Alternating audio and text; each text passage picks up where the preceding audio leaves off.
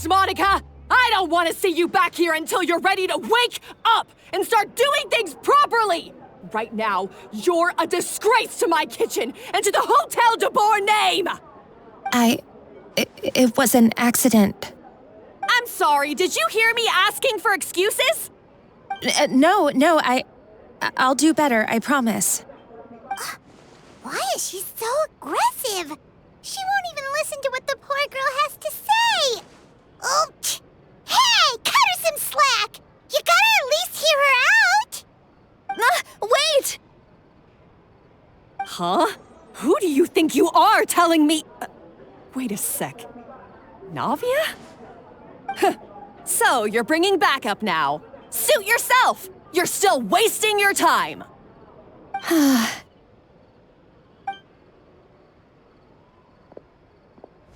Savanna, is this how you always treat your staff? My staff is right. I'm the one in charge here now. And last time I checked, the Hotel Debord doesn't take orders from the Spina di Rosula. Of course. How you run your kitchen is none of our business. But when a member of your staff is so overworked he becomes gravely ill, that most definitely is our business. We're going to stand up for him, whether you like it or not. Overworked? I've said it before and I'll say it again. If Fermont can't handle the job, then tough luck. There are plenty of other capable people I can hire instead. But Fermont can do the job, he just... Monica, back inside, now! Huh? But you said I shouldn't come back until... Just do as you're told, and not another word out of you! Come on, we have work to do! Wow, what a horrible person! Sorry. Looks like I've dragged you into some drama again. Her name is Savanna. She's the new head chef at Hotel Debord. Ever since she took the job, she's been enforcing a brutal work regime and putting a huge amount of pressure on her staff. One guy was so overworked, he collapsed from illness. He's been bedridden for days, and he can barely even talk properly. I'm sorry. It's all my fault. I don't deserve to be a chef. At his family's request, the Spina di Rosula is trying to mediate on his behalf. We're not exactly making a ton of progress, as you saw. Savanna is adamant that Fermont's exhaustion and illness have nothing to do with her or how she's been running her kitchen. She's refusing to have any kind of meaningful dialogue with us. Our next thought was to talk to the other chefs at the restaurant and get a better idea of their working conditions. But with Savanna watching them like a hawk, no one has been willing to open up. And that's why I'm here, doing it the old-fashioned way. Camping out, watching, and waiting for an opportunity. Oh, shoot! It all makes sense now. Sorry. Paimon should have thunk before she spoke. Did Paimon ruin everything? Oh, no, not at all, Paimon. Honestly, the way she was laying into Monica, someone had to step in. I'm sure I would have piped up if you hadn't. And besides, I don't really think I'm built for espionage.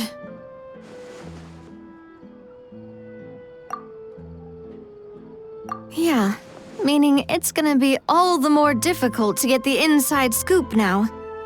Oh, I might as well head back to the Fleuve Cendre then. We'll need to come up with a whole new game plan. Paimon will join you, 'cause this is kinda all Paimon's fault. Oh, guys, it's fine. You don't need to worry about it.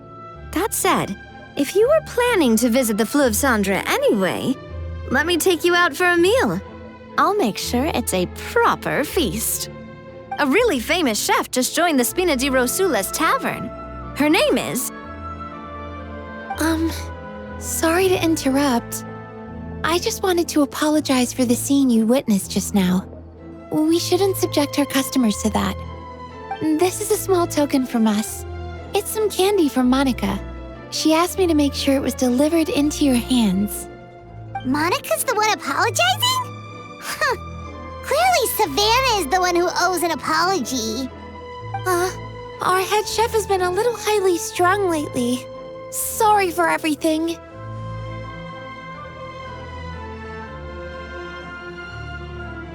All right.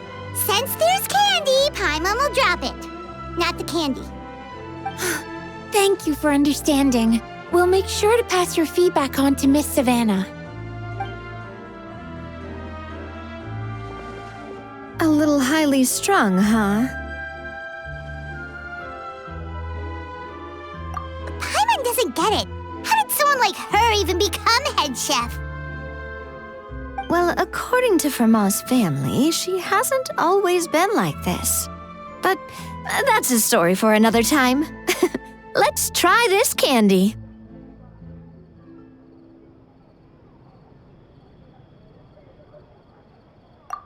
Oh, Paimon totally gets it. Come on, dig in! Huh? Hold on, there's something written on the wrapper. Find Escoffier?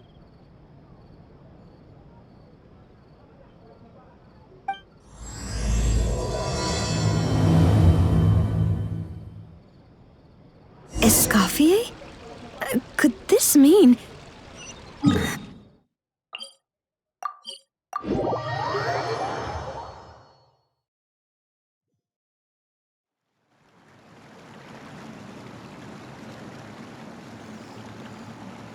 So, who is this Escoffier, anyway? Well, for starters, she used to be the head chef at the Hotel Debord, before Savanna. She recreated the legendary Gâteau Debord and restored the restaurant back to its former glory. Safe to say, she's the most renowned head chef in the Hotel Debord's history, after the culinary genius Modeste himself. Gâteau Debord? That's the super exclusive cake that they only sell a few slices a day, right? Wow. Why the heck would she let Savanna take her place? Well, apparently, the Hotel Debord was reported for a safety incident. Someone claims that the kitchen was adding an illegal substance to their menu. But none of the chefs had any idea how it could have gotten into the food. In the end, Escoffier decided that as head chef, she should take responsibility. And she was sent to the Fortress of Meripede. The Fortress of Meripede?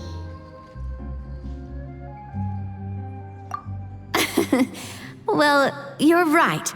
The quantity of the substance they found was fairly minimal. Even the guards believed the whole thing was probably just an accident. Escoffier didn't have to stay in the fortress for long, but still, by the time she returned, the role of head chef had already passed to Savanna. So that's what happened. Paimon still thinks it's really unfair. Even though Escoffier is no longer head chef at the hotel, she's still well respected by the staff. So, I'm guessing what Monica wants is for us to convince Escoffier to try and negotiate with Savanna on the staff's behalf. Oh, Paimon gets it! Monica wants Escoffier to come back and kick Savanna out. It's simple. If the new head chef is stressing everyone out, then the solution is just get the old one back. Well, about that... You thought cream of mushroom soup was ready to serve after 3.5 minutes on the stove. You'd have had more sense serving hot water with ice cubes. At least then you wouldn't have wasted all this perfectly good cream and mushroom. What do you say, Hilaire? I'm sorry, Cream. I'm sorry, Mushroom. As you can see, Escoffier is that kind of chef as well. You have to leave it on the heat for long enough to allow those flavors the chance to come out. Don't be fooled by the aroma when the water first starts to boil. Got it? Yes, Chef. Then go back and do it again. The customers are still waiting. Remember where you went wrong and don't repeat the same mistake twice. Yes, Chef!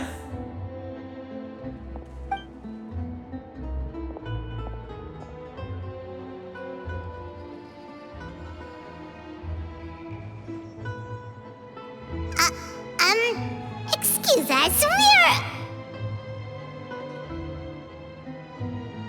Waiting to be served? Sorry, we're pretty busy. I'm afraid you have to join the line.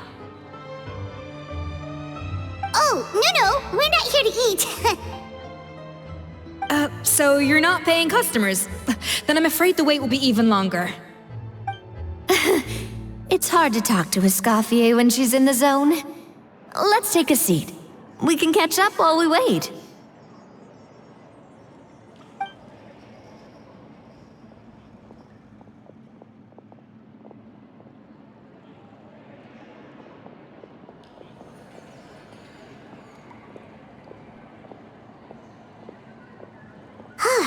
Looks like the rush hour is finally over. Is it always this busy here? These days, yes. I'd say business has tripled since Escoffier joined as temporary head chef. Well, in her words, the Hotel Debord doesn't need her anymore. It doesn't look like she's got any plans to go back. I guess I'll be heading off then. Wait, take these home with you. We can't serve them now, and there's no sense in letting them go to waste. Oh, thank you, Chef. For what? Like I said, I just don't want them going to waste. Oh, and tell Fiamma to get well soon, so you're not running yourself ragged every single shift.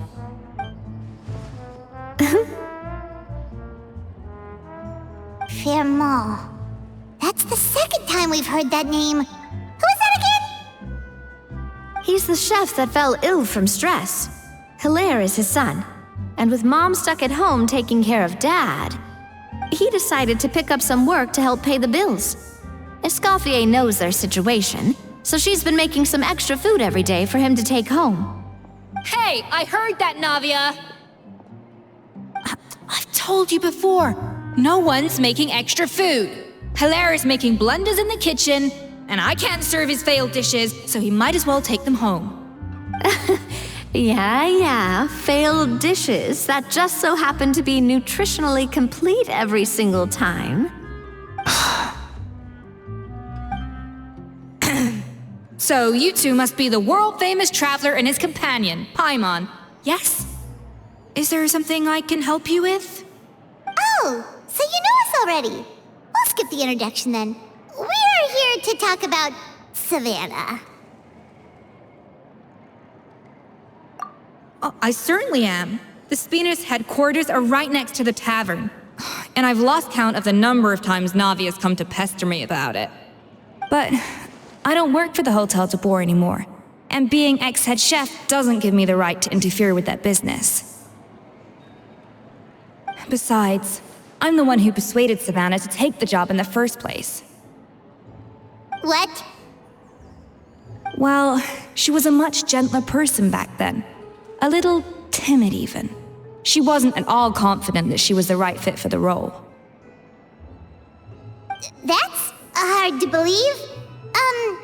Are we definitely talking about the same Savanna here? Honestly, I do wonder if she's just emulating me. I mean, I'm not the most pleasant head chef to be around either. Anyway, suffice to say that given the history between us, it'll be tricky for me to tell her she's doing her job wrong without coming across like a huge hypocrite. Fiamma and the others probably think that Savanna gets it all from me. I wouldn't be so sure about that, Escoffier. Look at this note we got from Monica. She mentioned me. Whatever shortcomings you feel you have, it looks like Monica still trusts you. As for the others, well, how can you know what they think unless you ask them? Monica. Plus, it's not like we're asking you to storm in there and raise hell. We're only in the initial phase of our investigation. All we're trying to do is get the other chefs to open up to us. Oh, Monica.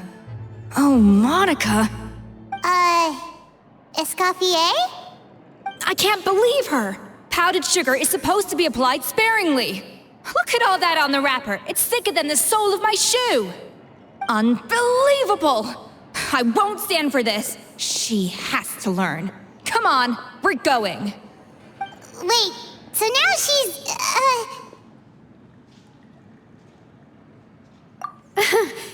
Let's go catch up to her. We don't want to keep her waiting.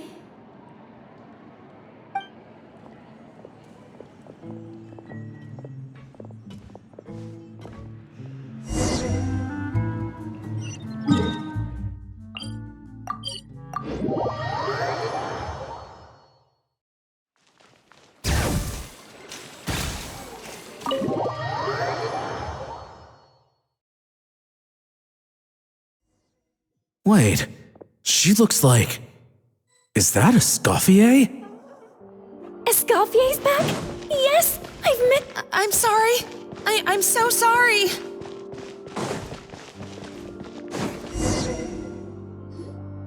I'm sorry, I'm so sorry. I messed up your order.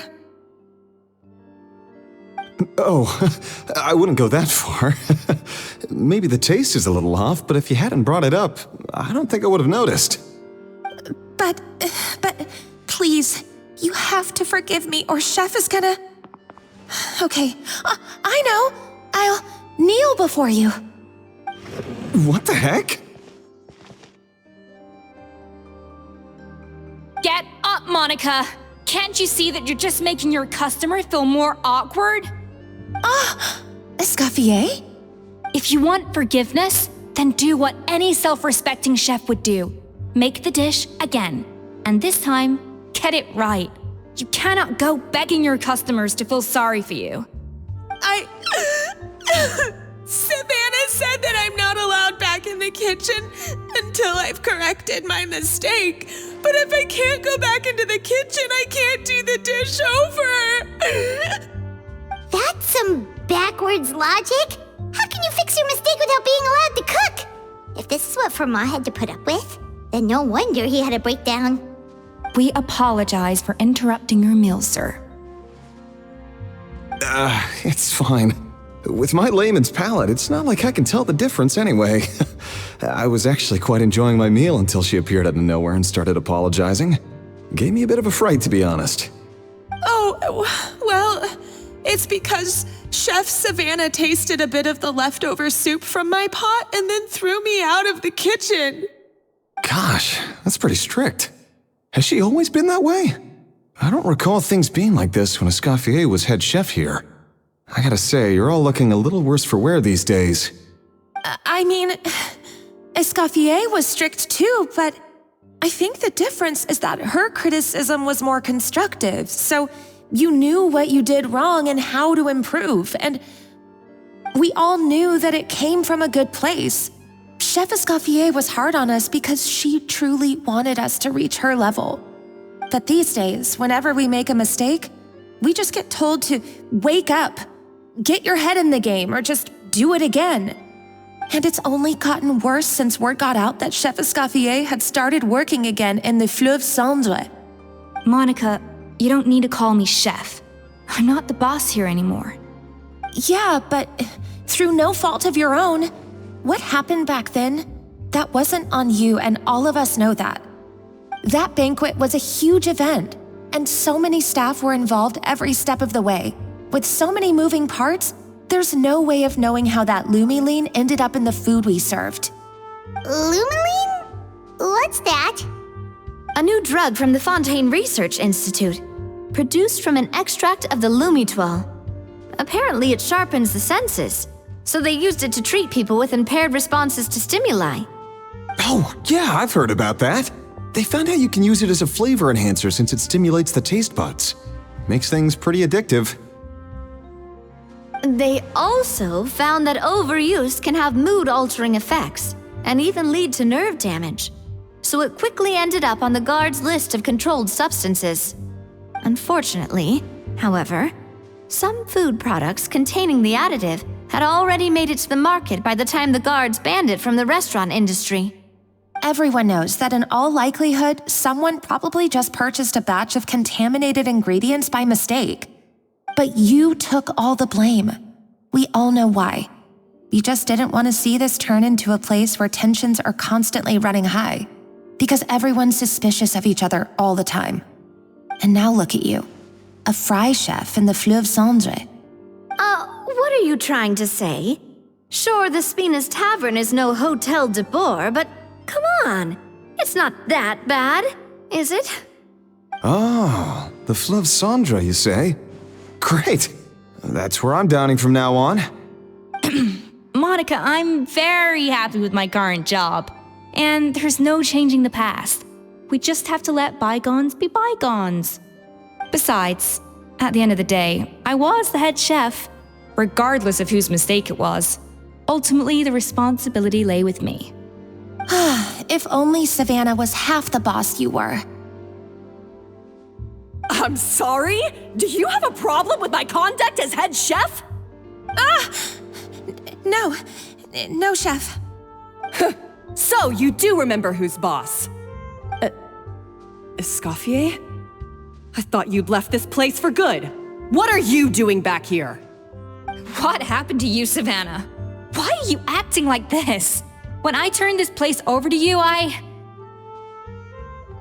You made me the head chef and gave up your right to tell me how to do my job. You're not the boss here anymore, so stop acting like you own the place. Whoa. Sounds like someone has a chip on her shoulder. Oh, Savanna! My God, have you grown a temper since I last saw you? Have you put even half the amount of energy into improving your cooking skills, or are you still using the Pluie Lotus as an off-brand marcotte, thinking no one can tell the difference? That's none of your business! What happened to not storming in and raising hell? Ho ho! I was not expecting to see something this spicy as soon as Escoffier returned. Huh? Fanagem? Aye, miladies. Might I make a humble suggestion?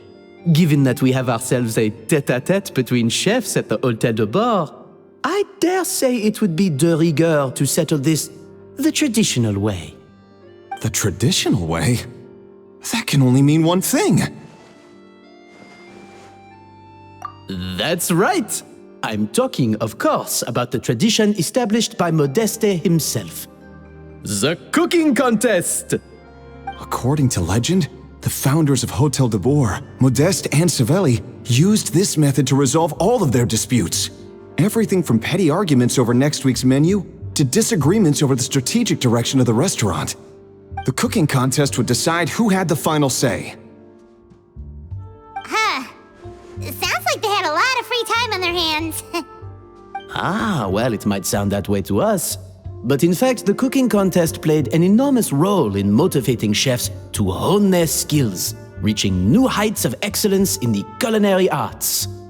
And indeed, the reintroduction of this institution in recent years has surely been instrumental in transforming the Hotel Debord into the top-ranking restaurant in Fontaine. Reintroduction? Someone brought it back? Who? What say you, Escoffier? Surely you of all people won't back down from this challenge. It was you who put the rule in place, after all. Sure, I reinstated it, but I'm not a chef at Hotel Debord anymore. Isn't this bending the rules a little? I see no issue as long as both sides agree to the terms. We could simply treat it as an exhibition of sorts. Savanna, any objections? Exhibition. Huh. No. If we're going to battle it out, let's put it all on the line. If I lose, it's up to you what happens to me. I don't want anything to happen to you. But if you lose, you hand over the Codex Debord to me. What? The Codex Debord?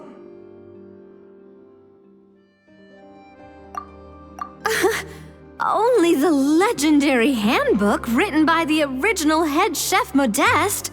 It contains all his secret recipes, including Gâteau Debord.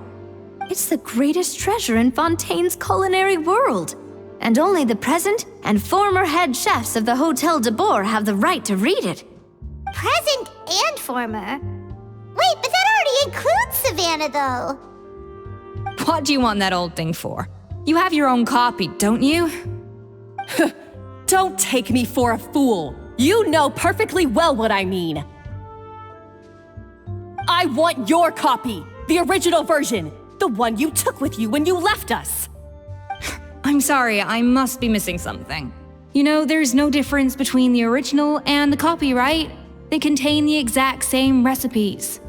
Stop trying to change the topic. What's wrong, Escoffier? Scared you're gonna lose to me? Or are you scared of me getting my hands on the original codex? Savanna, you may remember that we gave her the original as a parting gift to thank Escoffier for her years of service. Asking for it back feels a little, Oh, I'm sure it won't be an issue, as long as both sides agree to the terms. Those were your words, weren't they? And as for the contest itself, let's make it a bake-off. Gâteau Debord, per the recipe in the codex. Well, Escoffier, you against me. Are you in or out? You sound surprisingly confident.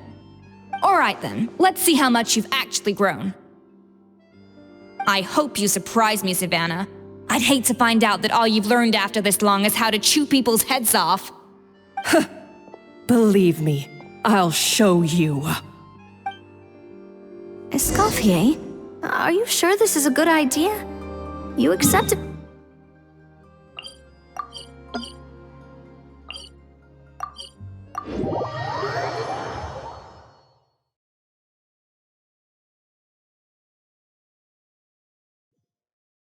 Oh, it'll be fine. Let's head back to the Fleuve Cendres so I can get prepping.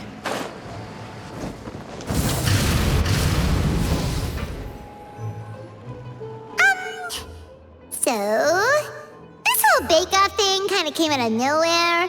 Was it really sensible to just go along with it? Well, I got a sense that she's holding something back. But we chefs always express ourselves in our cooking. So if she won't talk, this might be the best way to find out what's really going on with her. Huh? Holding back? Sure didn't sound that way to Paimon. Escoffier only picked up on it because she's the same way. Always closed off, never letting you know what she really thinks. That's patently false, at least where your macarons are concerned. I've been nothing but truthful with you about the disgraceful amount of sugar you use. Okay, that's one case where you can keep your thoughts to yourself. Oh, that? Well, it's not so much a recipe book as a diary of Modeste's adventures. Back in the day, he and his good friend Savelli explored far and wide, partly adventuring, partly looking for new ingredients and developing new recipes. Their creations had an enormous influence on the course of Fontaine cuisine, turning it into a much more vibrant and diverse scene. For instance, legend has it that the original Gâteau Debord was made using a special secret ingredient that Modeste discovered on one of his adventures. So rare was the ingredient that they could never make more than 16 slices of the cake per day. But everyone who tried it claimed that it was one of the most blissful and invigorating things they had ever tasted. Modeste and Savelli went on to found the original Hotel Debord, which catapulted them to stardom in Fontaine's culinary world. Especially Modeste. He was hailed as a once-in-a-generation genius, and over time, the recipes from his adventure log became known as the Codex Debord. Ah, Paimon's heard this kind of story before. Armed with the Codex, the Hotel Debord took its rightful place as the finest restaurant in the land, serving those recipes for centuries to come. Something like that? What? No, of course not.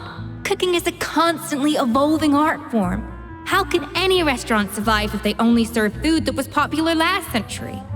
Anyway, never mind centuries. Savelli and Modeste parted ways not even 10 years after their rise to fame. Then, Modeste passed away while he was still in his prime. And that was it. The end of the Hotel Debord's heyday. It fell into decline, and for most of its history, it was just a nondescript place with a couple of cheap tables. It's only in recent decades that it started recovering. Even then, it still took numerous relocations and changes of management before we finally ended up with Vanigem and the restaurant we have today. Oh! So the Codex really isn't all that, then. Paimon figured it was like one of those mystical books they have in Liyue's martial arts novels, where the main character learns all their secret powers from. Yes, well, that's fiction, and this is reality. You can't meet the tastes of modern diners by following some ancient recipes from a dusty old book. Case in point. Even the Gâteau de Bord they sell now is actually Escoffier's reimagination. Wait, really? Why though? Didn't that recipe make it into the Codex? It did, but like I said, it's the dusty old book now, and the records aren't as legible as they once were. Not to mention that there's no way of finding the secret ingredient Modeste wrote about. So, reimagination is right. I consulted some historical records and took what I could from the Codex. But ultimately, the Gâteau de Bord of today is my own recipe. As for why we gave it the same name and kept the tradition of only selling 16 slices a day, well, you've got Vanigem's business sense to thank for that. Oh! Huh. Well, that kind of takes all the mystique out of it. Hey now, it might not be the original Gâteau de Bord, but it's still the most delicious cake in Fontaine today. And who knows, maybe Escoffier's version is more suited to your palate. Just think, if the original truly was the perfect cake you're imagining it to be, there's no way the recipe would have been lost to history, right? Not to mention that the Hotel Debord never would have fallen into a slump. Anyway, before I left my role as head chef, I made a copy of all the recipes from the Codex, including my own improved versions, and turned them over to Savanna. So why is she so interested in the original copy? Could it be a symbolic thing? Like, whoever holds the original Codex Debord is the true head chef? Well, it was clearly precious enough to give to Escoffier as a parting gift. Meanwhile, Savanna only got a copy. Maybe from her point of view, it's like management doesn't truly see her as being worthy of the role. You think so? The only thing is, it was her suggestion to gift me the original in the first place. Well, a joint decision by her and Vanigem. But still. What? Huh. Guess she's had a major change of heart since she became head chef. Yeesh. Who knows? We could speculate forever. Better to just let our gâteau do the talking. It means besting her in this bake-off, and then getting her to explain herself, even if I have to beat it out of her with a spatula. However much she's changed since we worked together, I believe that she still has her chef's pride. And if she respects the art, she'll respect the outcome of our contest. Well, I'm confident that you and your spatula can get justice for Froment. All you need to do now is win the contest. But that should be a breeze for you. Let's not get too ahead of ourselves. Gâteau de Bord is very complicated to make. Usually, it takes 3 chefs working in tandem to cover everything. Now, if I had to push it, I could probably do the work of 3 chefs myself. But I'd prefer to play it safe if I can find a couple of assistants in time. Well, that's easy. The 3 of us are veterans in the kitchen. You just need to pick 2 of us. Well, I have heard the Traveler is an accomplished cook, as well as a warrior. But be warned, I will hold you to exceptionally high standards. Think you're up to the task? Oh, count me in too. I've spent weeks perfecting my macarons after your scathing review. Even if it means competing against the Traveler, so be it. I'll show you what I'm made of. Confident. I like it. Alright, let's start with some elementary mise en place. Show me your knife skills.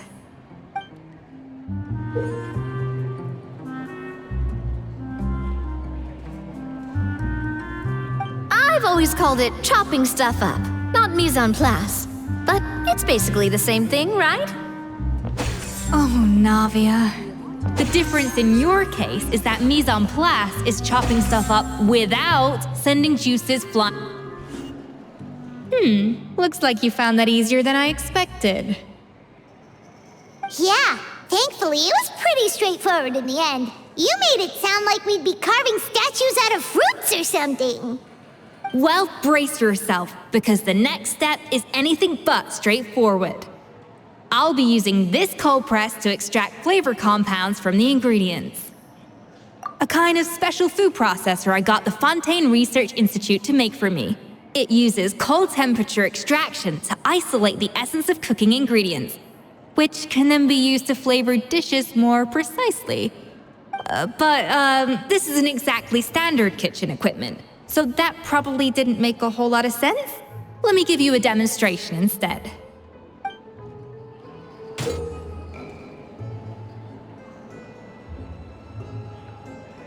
Custom-made equipment from the Fontaine Research Institute, huh?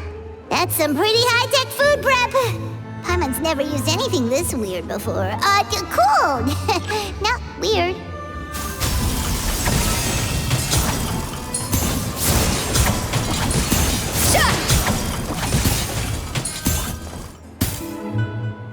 And done.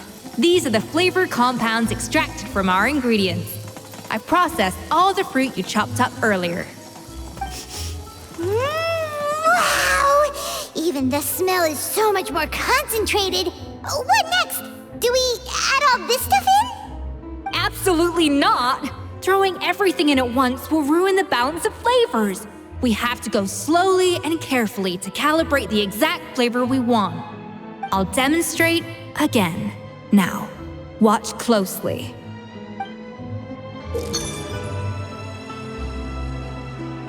Slowly and carefully.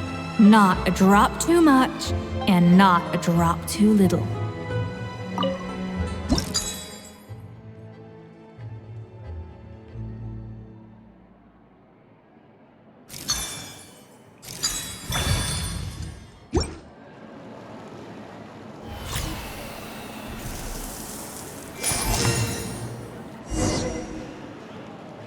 And voila! Now it's your turn.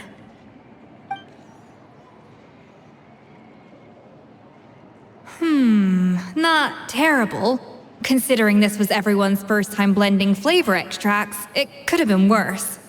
But the Traveler's work was surprisingly good. Are you sure you've never done this before? You got almost perfect results on your first try. Oh, well, they do say adventurers are multi-talented folks. Now I've seen it firsthand. All right, now for the part I've been looking forward to. I want each of you to cook something from the Hotel Debord's current menu. I'll judge your submissions and give you a final score. That's right. The true test of your cooking skills is the finished product. It'll be good practice for the contest itself. Now get to it. Chop chop!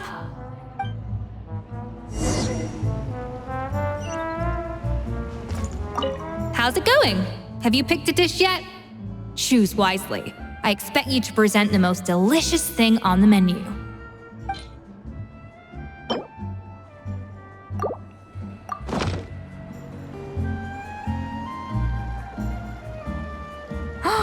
Look at that! With the grace of a snow-winged goose, as I like to say. Now, let the grating commence.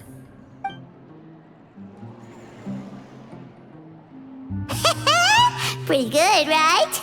Not to brag or anything, but Paimon's a bit of a connoisseur when it comes to la food.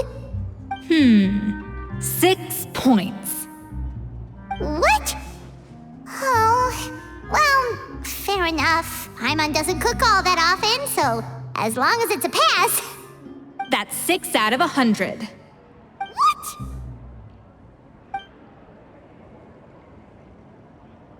You say you're a connoisseur. But it's quite clear from this dish that you have far more experience consuming food than creating it. By that logic, I suppose you think listening to Lady Farina on repeat every day would make you an opera singer. Aww.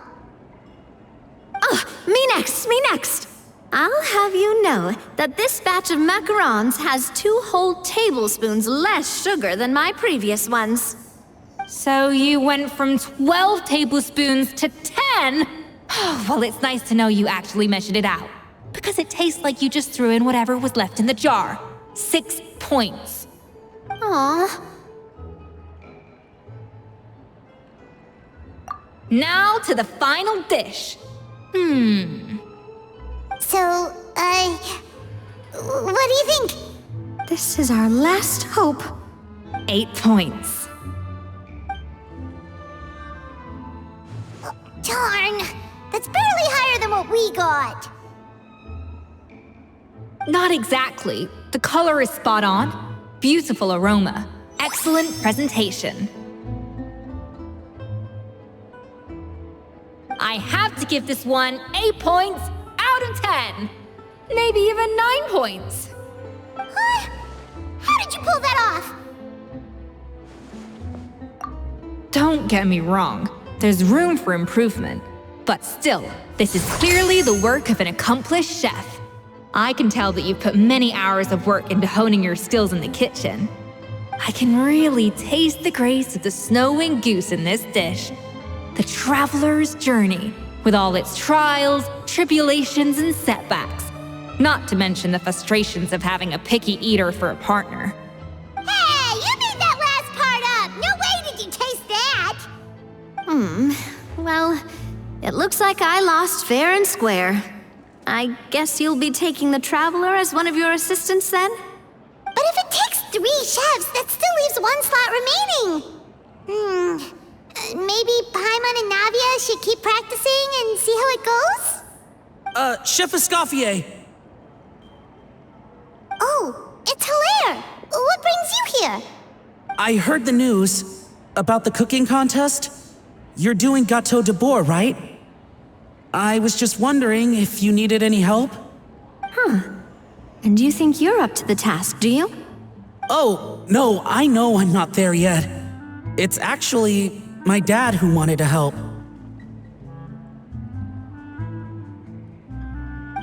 Firma, last I heard, you could barely get out of bed. Chef Escoffier, Navia, Traveler, thank you all so much for everything you're doing for me and my family. I've had enough of sitting around at home while you run yourselves ragged. If you let me, I'd like to help you win this cooking contest.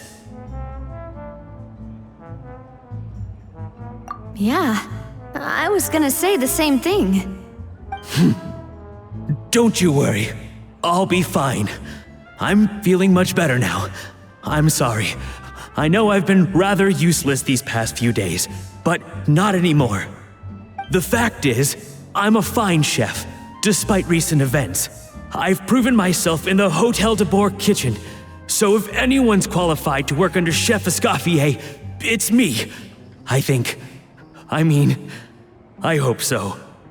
Firma, have you even set foot in a kitchen since leaving Hotel Debord? I have not, but I'm fully rested now. I know I can handle it. I'll prove it. Let me whip something up for you right now.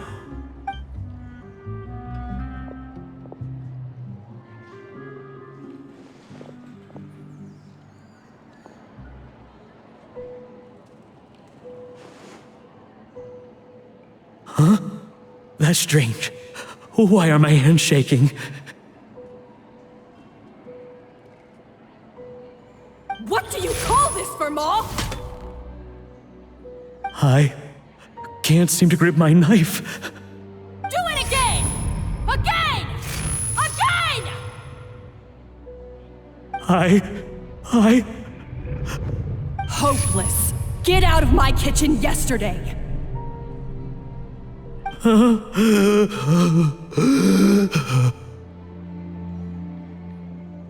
Dad, what's wrong?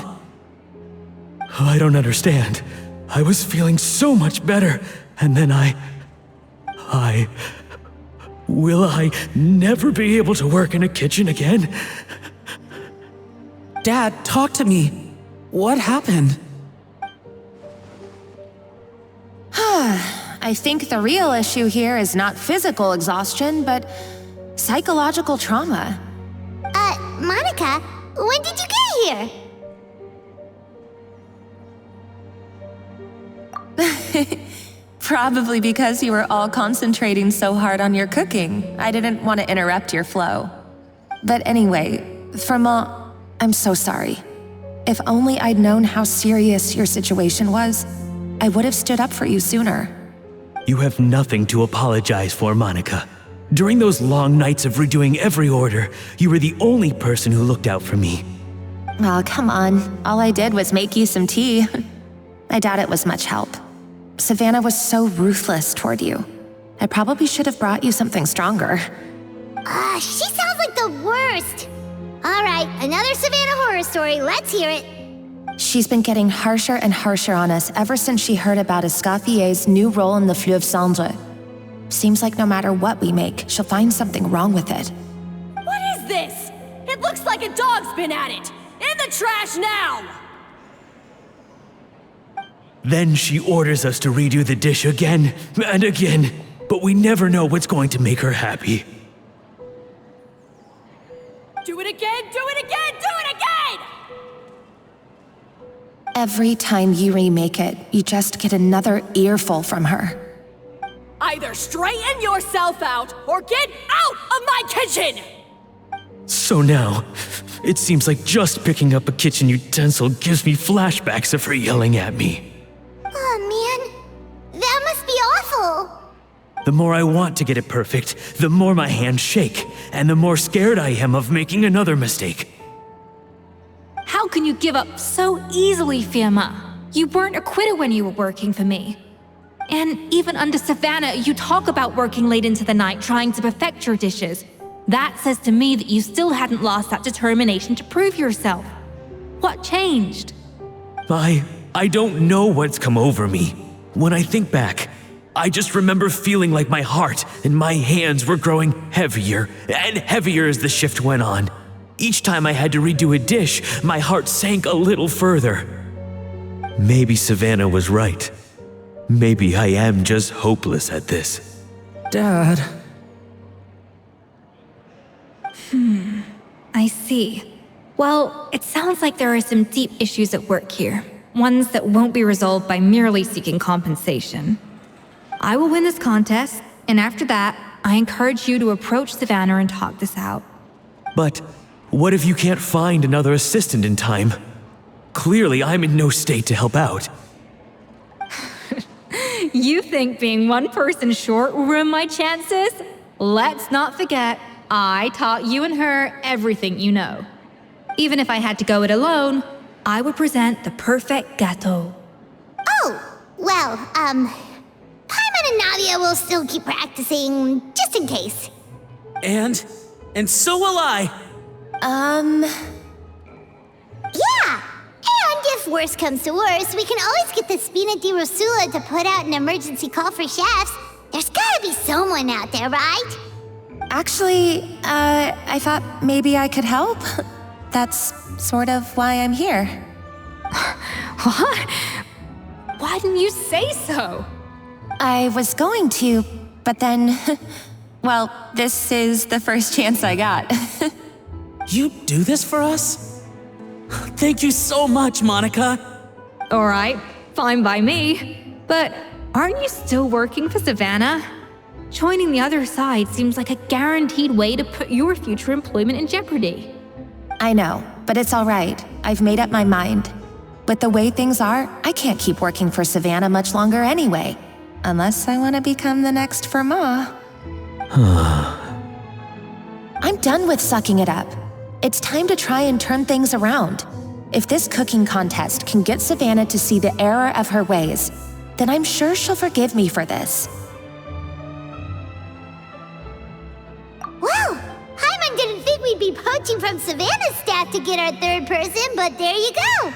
Anyway, Monica's a professional chef, so nothing could possibly go wrong now. Great! Then it's settled. And to congratulate you all on making the team, I propose a Spina-sponsored meal to celebrate. Spina-sponsored? Wait, you mean I'm cooking? Well, I promised the traveler a feast in the Fleuve Cendre. And I know how much you've been looking forward to it. Yeah! Feast, feast, feast!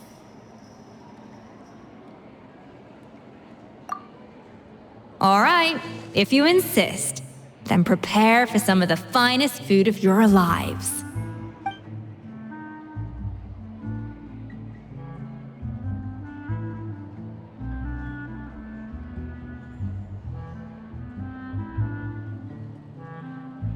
That's not a bad idea, actually. Wait, hold on. You need to finesse that further.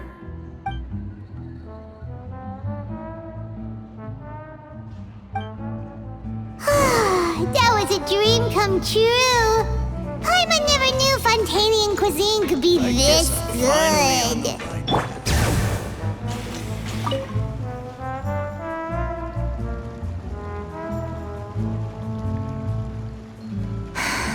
Why, Savanna? Why? Oh, nothing. I was just flicking through the original Codex Debord. I wanted to see if there was anything I'm missing. Something I hadn't noticed before.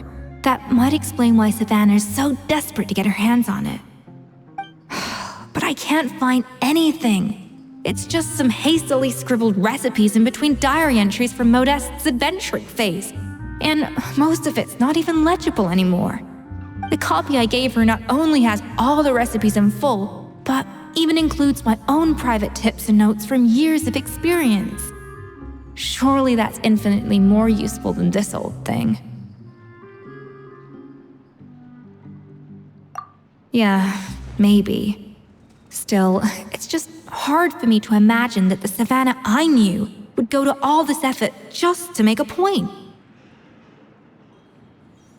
We were. At least I always thought we were. She was a little shy, but meticulous with everything and everyone she dealt with. She made a few mistakes here and there, but she was quick to correct them whenever they were pointed out. And she was always striving to improve as a chef. Those qualities are why I recommended her to replace me as head chef. I never imagined for 1 second that she'd cause Fiamma and the other staff so much grief.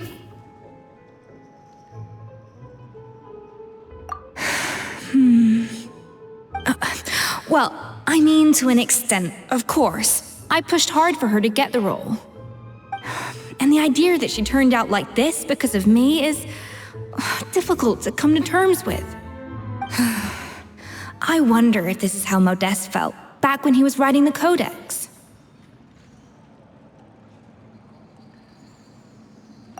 Yes, with his good friend and co-founder of the Hotel Debord, Savelli. The story goes that after Modeste unveiled his Gâteau Debord and was hailed as a culinary genius, he was admired and adored by all.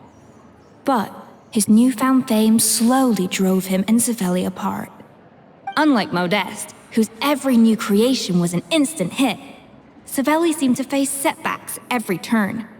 Doors that would swing wide open for Modeste would shut in Savelli's face. And with Modeste being whisked off to all manner of functions by his celebrity friends, he had less and less time to discuss the culinary arts with Savelli. People started gossiping about Savelli, and their relationship between the two gradually soured. Everything came to an abrupt end when Modeste, still in the prime of his life and still hailed as a genius, suddenly died from an acute illness. And that was it. They neither had a decisive split, nor got the chance to properly reconcile. Their story just came to an end. One rumor had it that Savelli actually killed Modeste out of jealousy, even as the latter was hoping to make amends. Unlikely. It's a popular theory, but there's no real basis for it. At least there are no records of Savelli ever being convicted of a crime. Still, Beyond a point, there's no way of knowing what truly happened in the past. All we can do is try to make sure the present doesn't quite go as badly. And that's why I have to win this contest tomorrow. Then get the truth about everything that's been going on, even if it means cracking her open like a nut.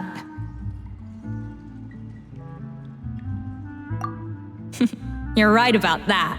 Just follow my lead and victory will be ours.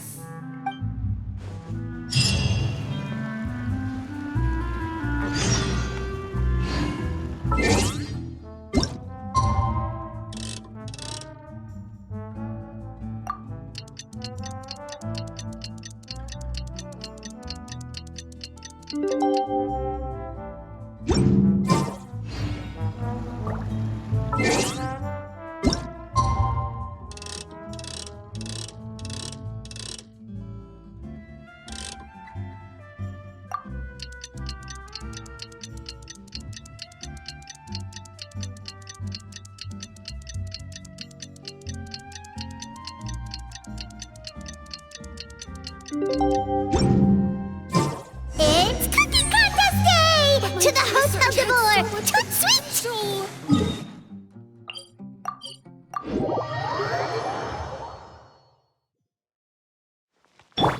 Full throttle! Did you hear the news? Escoffier's coming back for a cooking contest.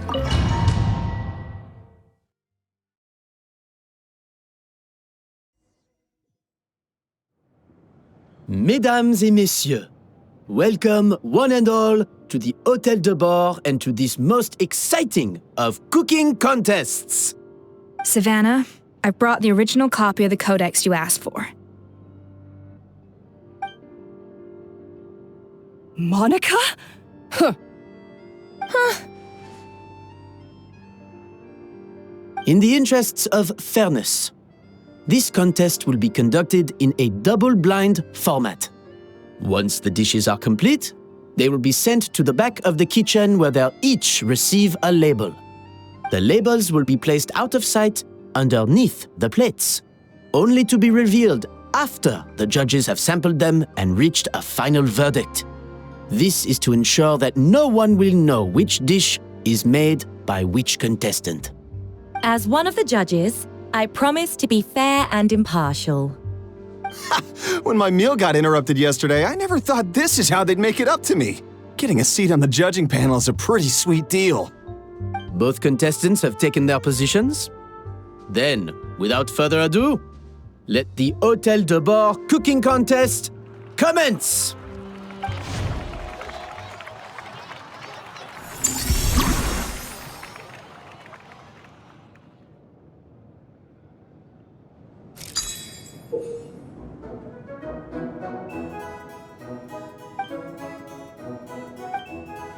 Monica, Traveler, it's go time.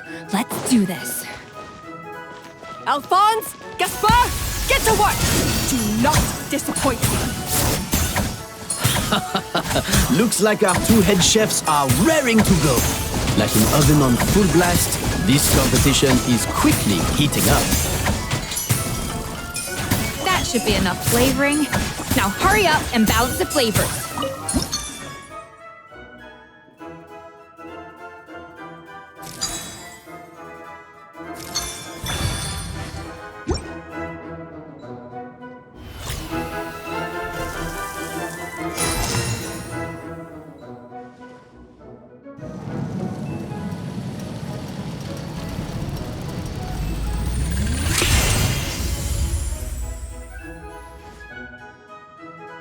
Come on, Escoffier!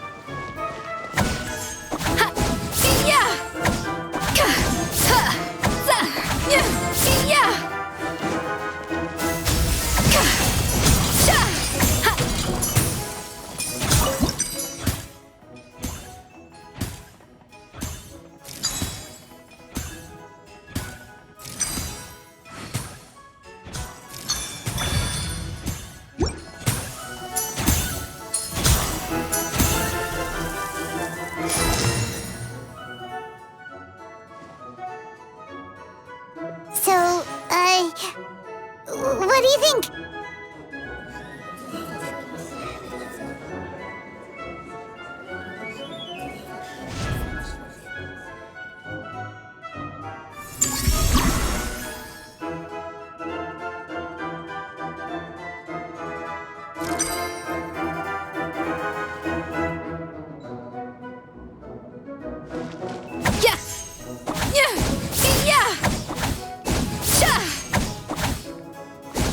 Escoffier is already on the final step of the recipe. Let's check on Savanna's progress.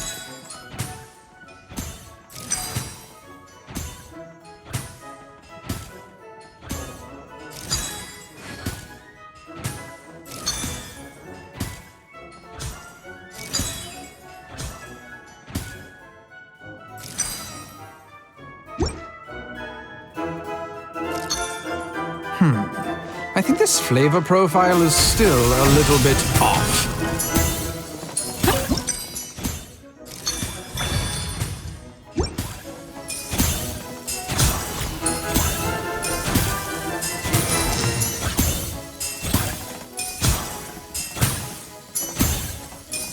You can't match Escoffier's talent.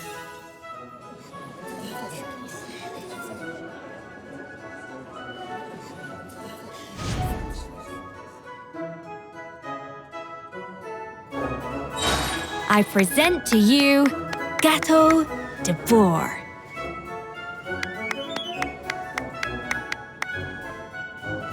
Goose on the loose!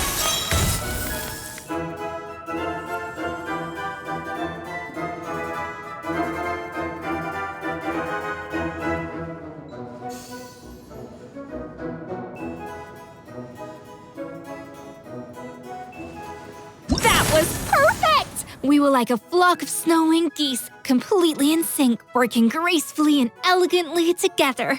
Great work, team!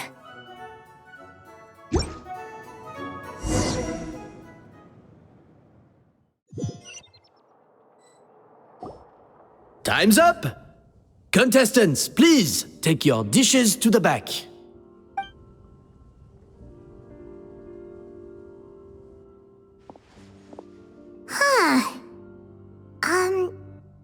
That guy was right. You really can't tell whose is whose just by looking at them. We both made the same dish after all. For all her flaws, Savanna's a talented chef who earned my recommendation for good reason. She wouldn't screw up something as elementary as the cake's appearance. Whoa! This is really rather good. Wonderfully soft and fluffy. Beautifully sweet. This is a masterclass in how to make Gâteau Debord. I would give this one at least 9.9 out of 10. Only because there's something about the flavor of the base. It's just a little different from the recipe I'm used to. Huh? Really? I couldn't tell.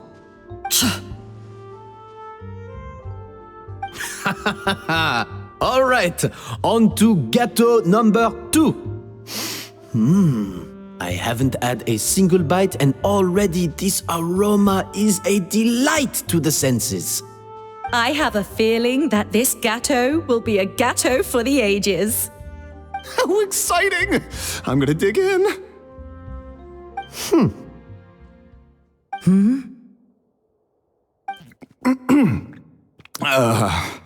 I think maybe someone got a little carried away when they were adding the sugar. Not just the sugar, it's the flavors too. This is all over the place. Who made this? It appears the decision is unanimous. This gâteau is far below the standard we would expect. And Paimon thought this might actually be close. Turns out she can't bake to save her life.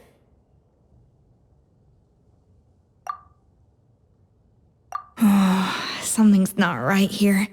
Savanna may not be perfect, but no way is she this sloppy.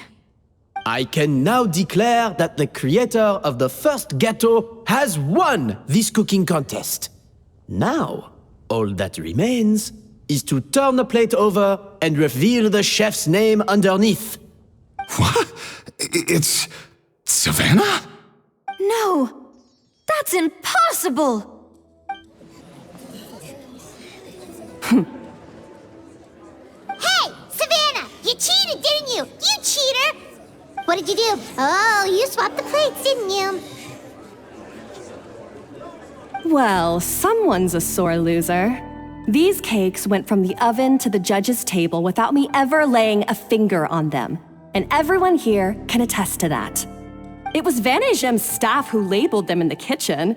If you're looking to accuse someone, why don't you start with them? Isn't it more likely that Escoffier's lost her edge? Oh, or maybe her assistants let the team down.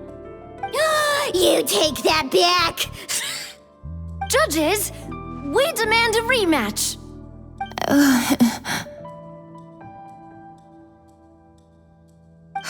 That's enough! What's done is done. As head chef, or rather as team lead, I take responsibility for the dish I served. Whatever went wrong and however it happened, I should have spotted it.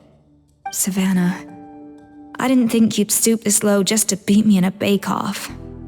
What happened to your chef's pride? I don't know what you're talking about. If you want the Codex Debord that much, you can have it. Escoffier, no! But you must promise me that you'll apologize to Firma and compensate him for everything you put him through. It's a little late to be negotiating terms. The contest is over and I won. That means you owe me the Codex, and I owe you nothing. Look, Savanna, you may have fooled everyone else, but can you really fool yourself? What I'm offering is to accept defeat without looking to expose what you've done.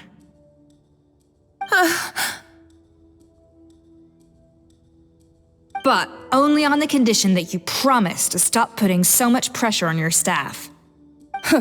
Fine. I'll treat this as your final handover of duties from one head chef to the next. So, will that be all, ex-head chef? Or is there any other unfinished business you'd like to leave in my hands? I didn't mean that to be a scolding from your former boss, just a word of advice from a fellow chef and a friend. But I don't know if you're even open to input from other people anymore. I know what I'm doing. I don't need your advice. All right, fine. I'm glad to hear it.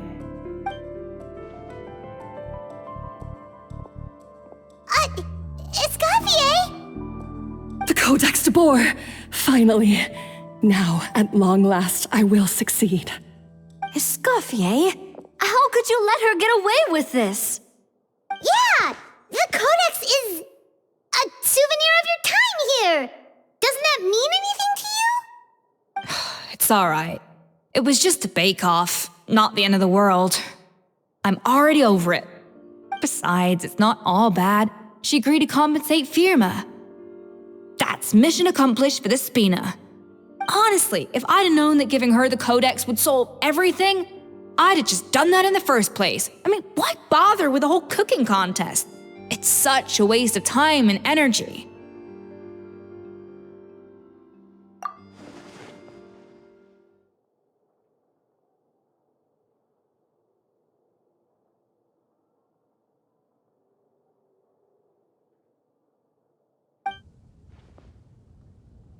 No.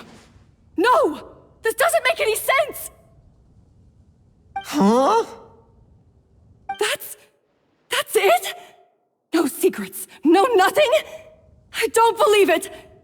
This can't be happening. Oh, Chef Savanna! Savanna?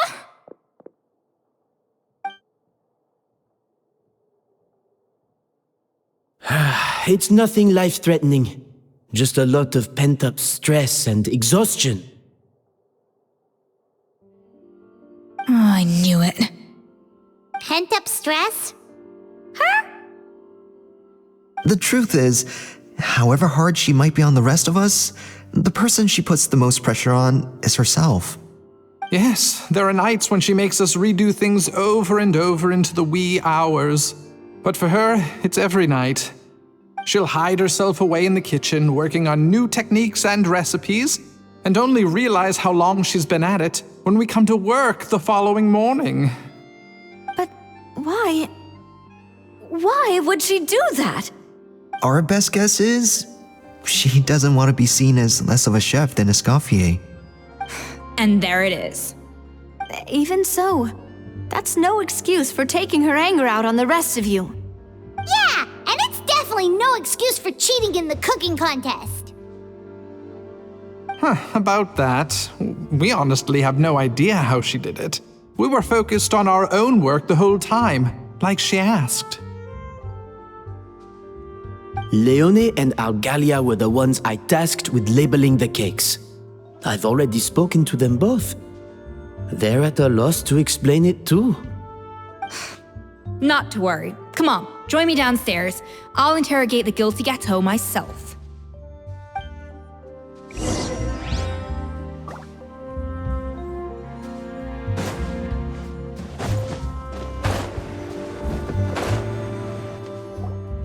Well, how is it? Have you figured out what it was? Oh, this is aggravated assault on my palate. I'd rather eat wet cement than this. Is it really that bad? I made sure to taste test it before it was served. Oh, relax. This isn't your cake. Savanna never switched the plates. The offending flavors are coming from in between the icing and the cake base, which means someone tampered with it while it was being made. Or in other words, we have a traitor in our midst.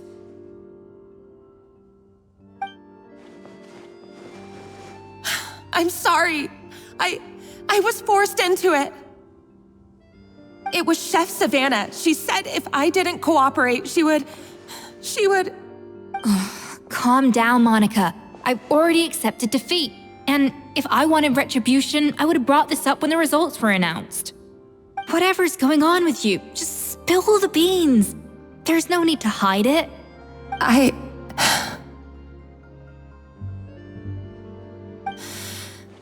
I was the one who caused the food safety incident that one time. Food safety? Wait, you mean the Lumaline incident? So you procured the contaminated ingredients? I think so. Savanna and I were on procurement that day. I didn't check everything as well as I should have, and so I let contaminated ingredients make it into the kitchen. But I swear I didn't do it on purpose. I had no idea there was an issue with them, and I didn't know it would end up with Escoffier going to jail.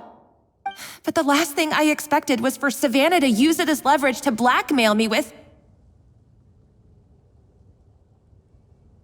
This is crazy! So Savanna pressured you into sabotaging Escoffier's cake by threatening to expose your secret if you didn't?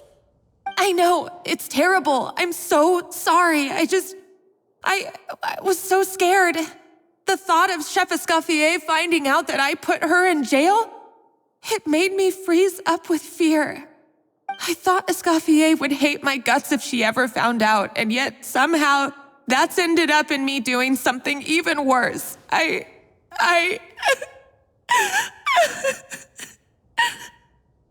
Seriously? All this fuss over a little slip-up? Huh? Firstly, it's not like I got a life sentence. I did my stint at the fortress, and now I'm out. And secondly, I had my own reasons for leaving the Hotel Debord.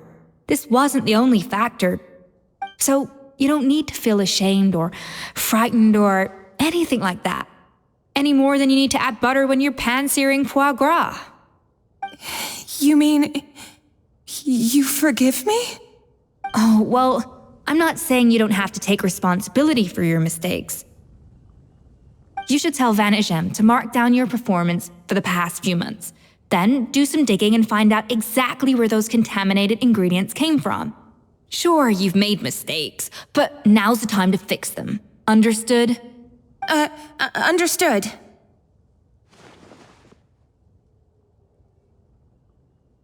Good. Now, back to Savanna. What about the original codex would compel her to resort to blackmail? I have my suspicions. Not that I've got any proof to back them up, though. Ugh. What happened to me? I've overheard some customers murmuring about how the Hotel Debord hasn't been the same since Escoffier left. They think our menu doesn't taste like it used to, especially our signature items.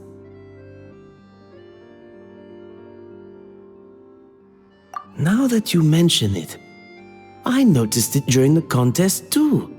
I couldn't put my finger on it, but the flavor seems subtly different from how it used to be. But the difference was so small, I'm sure no one would notice it besides our most loyal customers and true dessert connoisseurs. Still, as head chef, it's easy to see why Savanna would get so hung up on it. So many times I've seen her make the cake base over and over again, late into the night, determined to match Escoffier's version. But something's always slightly off every time. Yeah, I've noticed that too. Never really gave it much thought, though. Thinking back on it now, it's clear that Savanna's been in a downward spiral ever since Escoffier left. She wants to prove that she can fill Escoffier's shoes. That's gotta be the reason. But after countless setbacks, she's getting more and more unhinged. And at some point along the way, she switched from doubting herself to doubting Escoffier. Doubting Escoffier? For what?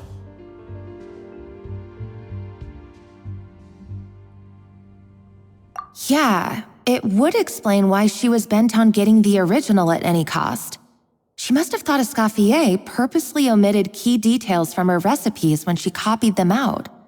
Also, she could retain her place as the #1 chef in Fontaine, the only one privy to all the secrets of the trade. Oh, for goodness sake, what a stupid idea. Of course. Then she finally got the codex only to discover that the secret recipes she's been pining for don't exist at all. Seeing how utterly wrong she was must have been a real shock to the system. It probably brought up everything at once. It overwhelmed her, and she passed out. There's still one thing that doesn't make sense, though.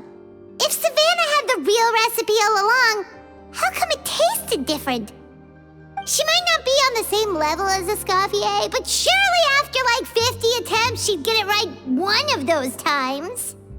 You'd think so, but geniuses like Escoffier are in a league of their own.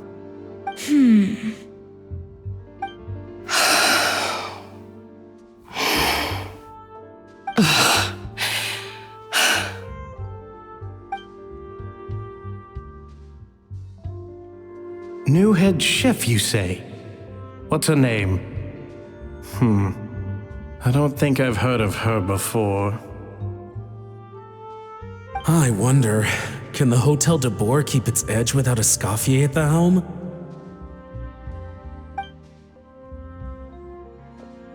This tastes different from last time. Is it undercooked or something?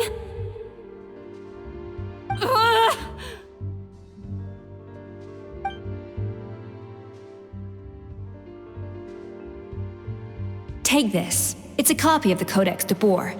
From now on, you will be its keeper.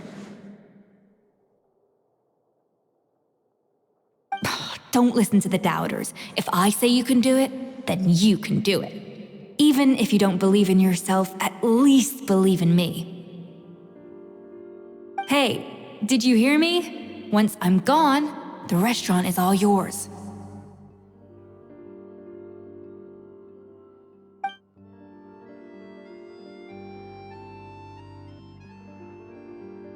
All this time, I've been blaming other people, but maybe I'm the problem.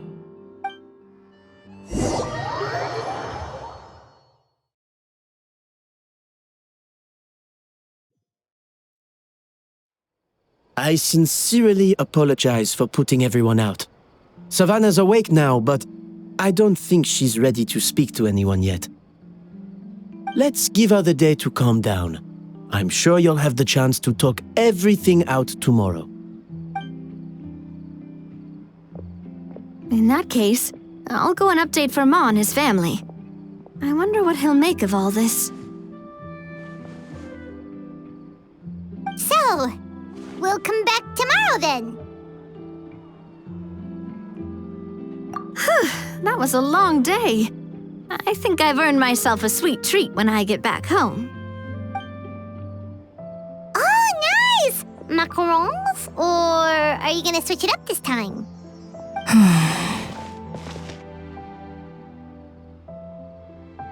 Traveler, how much do you know about the snow-winged goose? Every year, they migrate long distances in search of a suitable home. There's always one goose at the front whose job is to lead the flock. Fontaine poets often use the image of that goose to explore the ideas about leadership and genius. They usually imagine someone who's a cut above the rest, a model of perfection. But what those poets don't know is that during a migration, the lead goose is always changing. Once the lead goose shows signs of fatigue, it retreats to the back of the flock and allows another goose to take its place. So the truth is that leadership, with all the responsibilities and pressures that come with it, it's something that everyone takes turns at. But we humans completely miss that fact when we project our own ideas about social hierarchies onto them. I guess what I'm saying is, I don't buy into this notion that there's some sort of gulf between normal and genius. Cooking is a science, not magic. Given the same ingredients, same recipe, and same environment, I see no reason why two different people shouldn't be able to create the exact same dish. Of course, some people have a more sensitive palate than others, and some people are just born bolder or more conscientious. But these are all variables that can be accounted for with time and practice. I'd have no reason to expect so much from others if I believed that perfection can only come from the hands of a genius. The only reason I hold people to high standards is because, well, I believe they're capable of greatness. Okay, I've made up my mind. I'm gonna get to the bottom of why Savanna failed.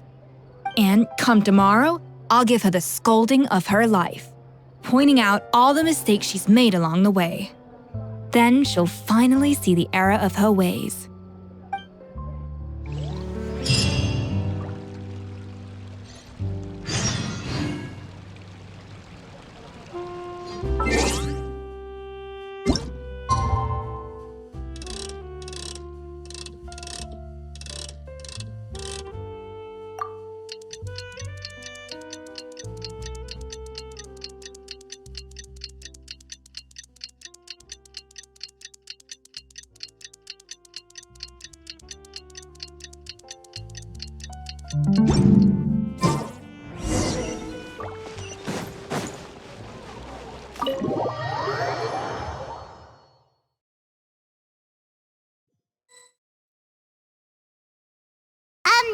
Why are we here so early? Our meeting with Vanagem isn't for a while.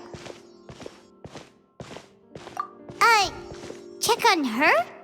Why? What happened? Oh no. Escoffier, are you alright?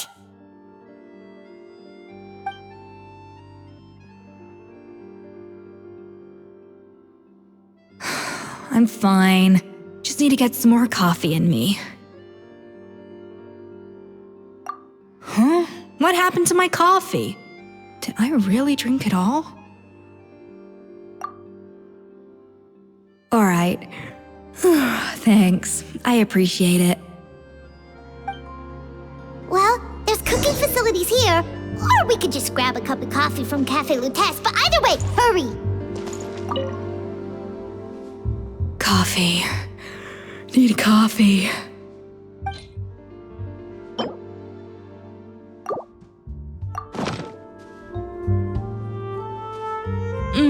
Strong, bitter coffee beans, transformed through expert brewing and balanced perfectly with rich, creamy steam milk. Wonderful. feel much better now. Thank you so much, Traveler and Paimon. Glad to hear it, but make sure to catch up in your sleep when you get the chance. I think I figured out where the problem lies. Honestly, it's ridiculous. I don't know whether to laugh or cry. Wait, what investigation? What are you guys talking about? I'll save it for when everyone else gets here. It's so stupidly small, I can't believe it's caused so much drama. Yes, except my failures were stepping stones to success. Escoffier! Have you seen Savanna? No, not since yesterday. Why? What's wrong? After seeing her home yesterday, we were all a little concerned about how she was doing. So, I dropped by her place early this morning to check on her. Only to find an empty house with the doors wide open. I left Alphonse and the others to keep watch at her home, while I checked the Hotel Debord. I'm worried something bad might have happened. If she's not here, then where could she be? Boss, Escoffier, bad news. Alphonse? You're supposed to be keeping watch at Savanna's house. We were, but then, just after you left, we found this stuff in her house. Oh, looks like a map with a bunch of random places circled. What does it mean? Wait a second. This feels familiar. I'm sure these places are all connected somehow. Of course, from the Codex. They're all places that Modeste explored on his adventures. Yeah, but I don't understand. The adventure logs in the Codex are too fragmented to be of any use. How come this map shows all the missing details? The Codex Debord? Then, this place marked in red out at sea. Could that be the fabled birthplace of Gateau Debord? Seriously? So now she set her sights on finding the original recipe and beating Escoffier that way? Geez, Savanna. Anything to overcome a Gateau plateau, huh? Ugh, idiot! Does she have a death wish? Those ruins are thousands of years old. Hold on, there's more. Besides the map, we also found these letters.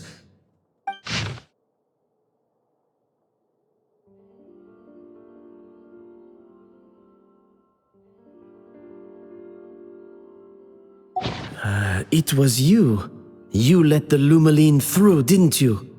It sounds like a threat letter. Does this mean that Savanna was responsible for the safety incident? And not Monica after all? Retrieve the Codex by any means necessary. So the cooking contest and the cheating. Someone else was behind her pulling the strings? She's keeping the true recipe to herself. Ugh, this is all such a mess. Paimon needs a second to process this. First, we thought that Savanna forced Monica to cheat in the cooking contest. But now, it turns out that someone else forced Savanna to force Monica to cheat?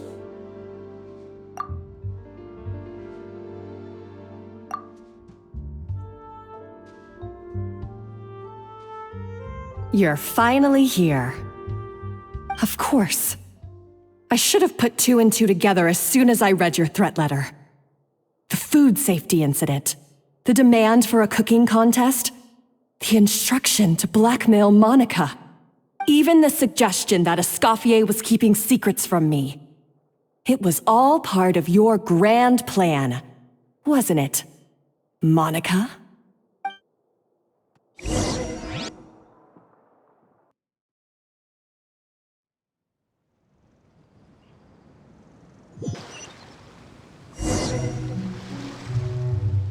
We should be getting close to the spot marked on the map.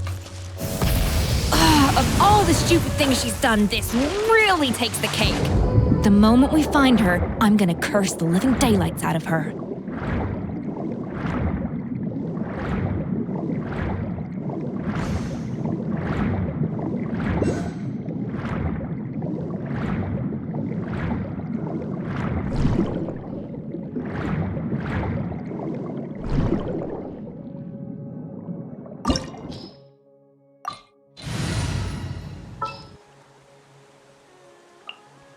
Sounds good to me.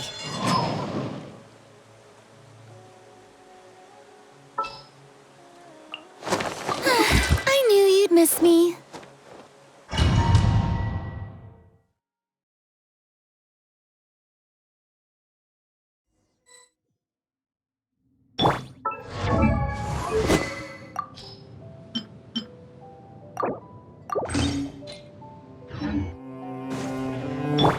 Try and stop me!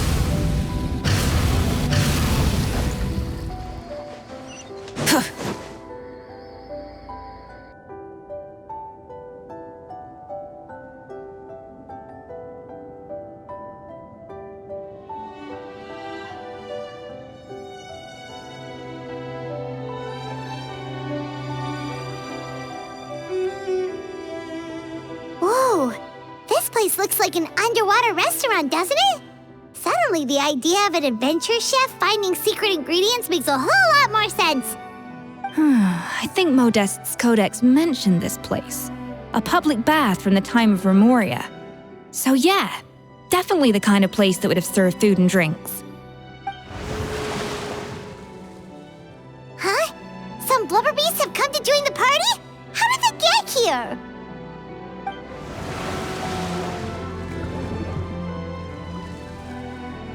Aw, they ran off!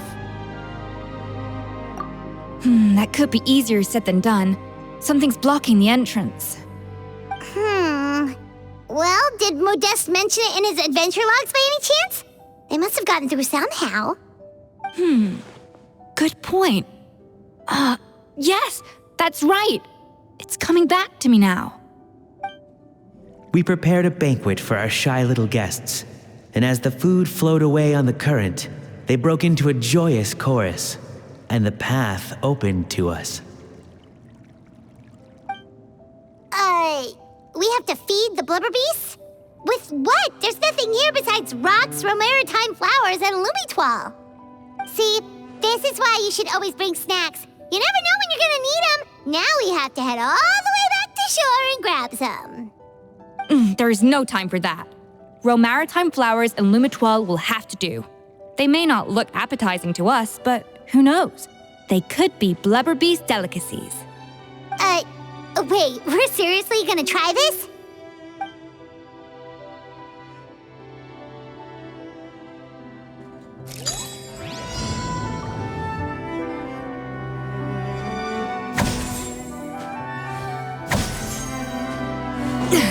A little boosh.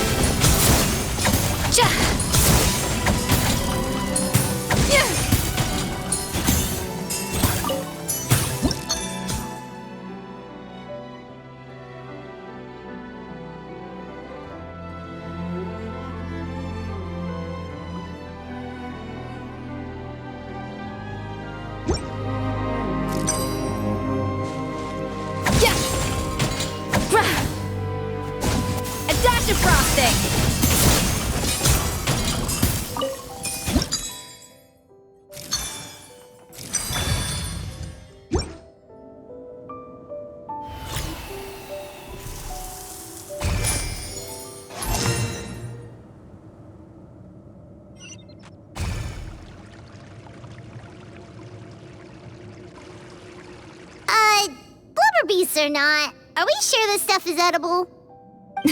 Trust me, they'll love it. Oh, good question. If we try to put them in the pool, we'll probably just scare them off again, and who knows how long they'll be gone. Yes, we can't afford to wait for them to double back. Oh, what was it that Modeste said again? Something about the food flowing away on the current.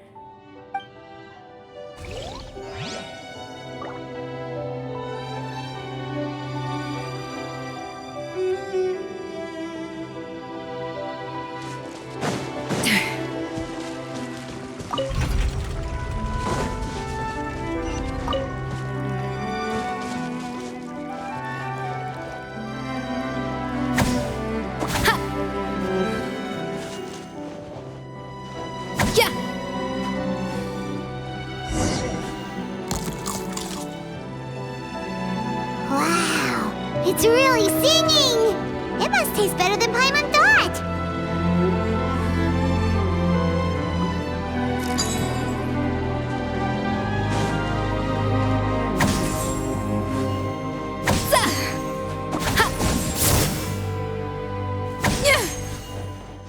The tracks turned back again. Ugh, so annoying.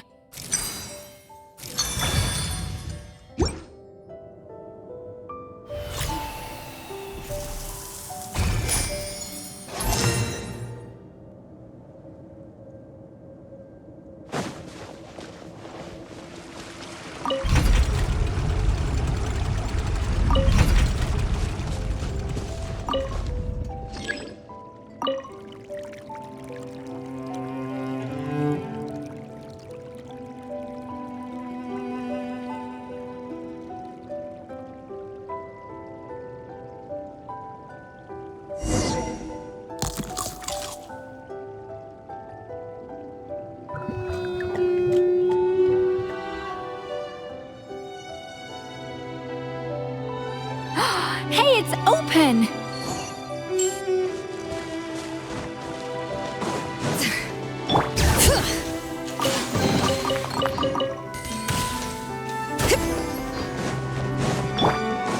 Full throttle!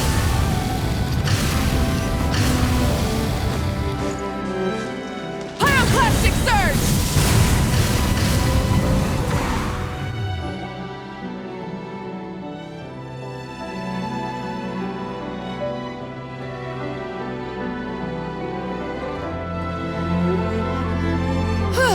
Hey, give me your water. Here. I said your water, the one you just drank out of? Sure.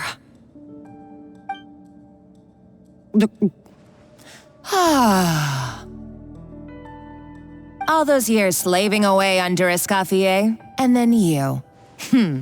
Today, it's finally paying off.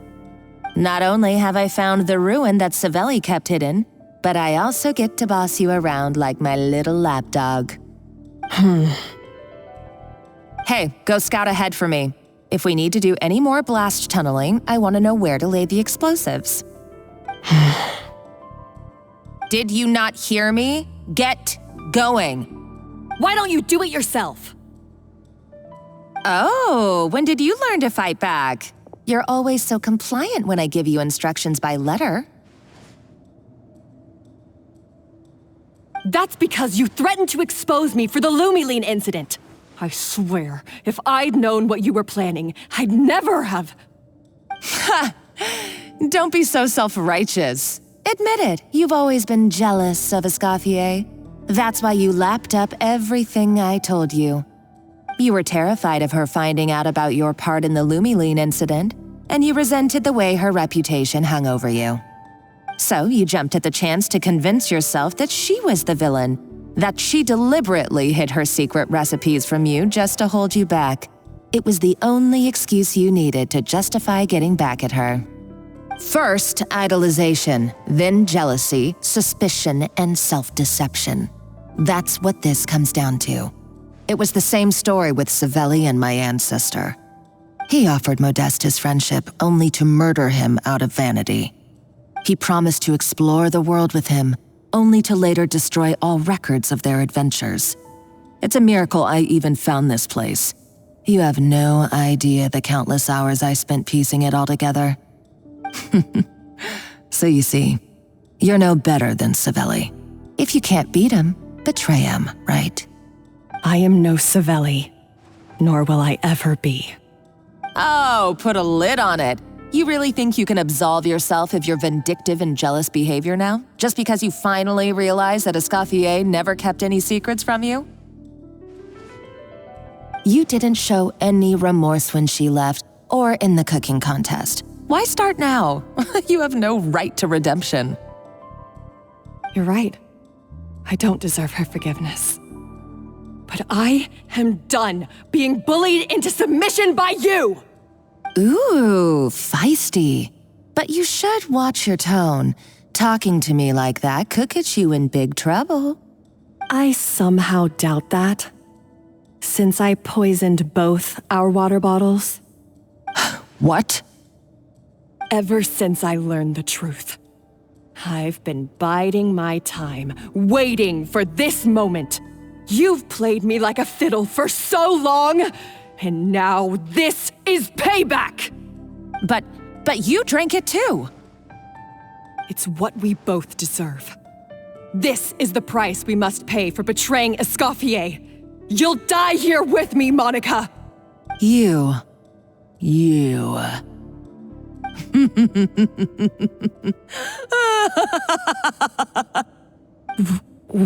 What's so funny?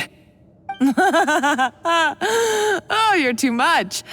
I thought I'd play along for a bit just to amuse myself. You gave a very rousing performance. I saw your dumb plan a mile off. There's no poison in these bottles, just clean, fresh water. No. Revenge is a dish best served cold, you know? Did you really think your half-baked plot would fool me? You're a lousy chef, and you make a lousy villain, too. A complete waste of space. No wonder you never amounted to anything.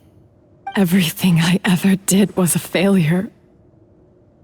And now, I failed again, for the last time.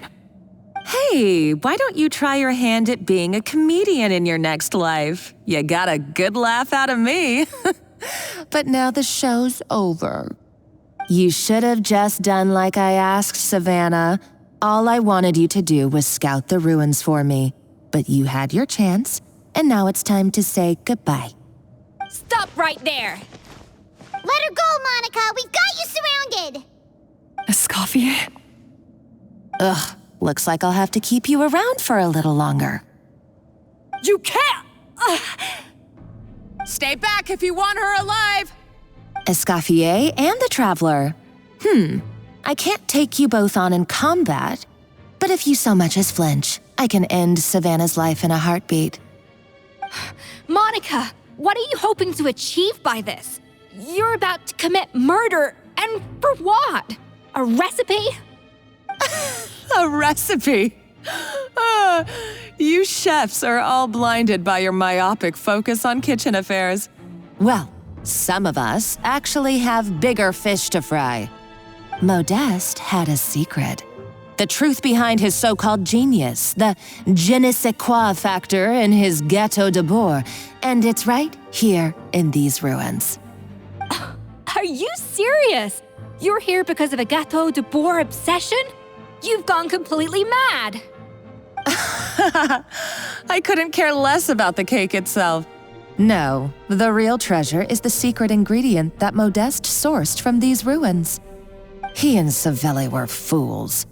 A priceless treasure of Remoria in the palms of their hands, and they thought, ooh, this would go great in our cake mix. We're talking about a powerful stimulant that also sharpens the senses. That's no cooking ingredient. It's a groundbreaking drug. That's right, I've done my research. It was a drug that Remoria developed for their war machine. I could make a killing by selling it to the treasure hoarders or the Fatui. Will you listen to yourself? You're completely delusional.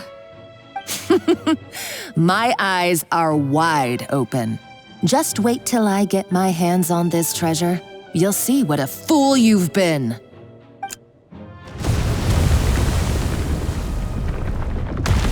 Wait, what's that sound? Just when I thought she couldn't get any crazier. She's lucky the whole place didn't collapse. Uh-oh, Savannah's gone too! Monica must have taken her. Oh, what a coward. She's only taken her hostage because she knows that she's no match for you. That's true. Even if she finds the treasure, she'll need Savanna alive if she wants to get out of here in one piece. Oh, well, our path's been blocked, so let's look for another route.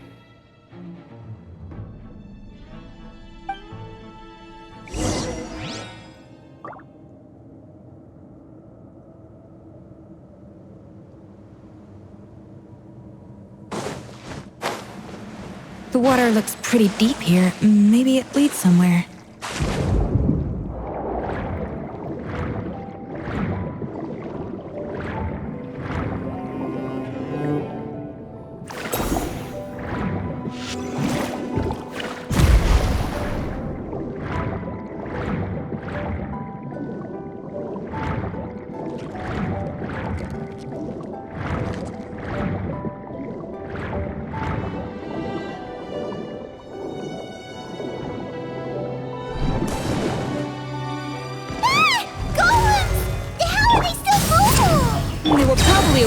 by the explosion just now. Alright, Knife Skills 101. Time for some rough chopping.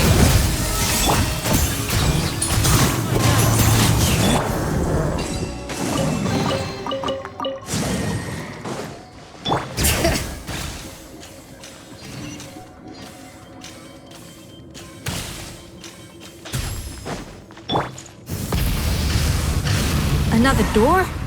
Guess we need to prepare another feast for our guests.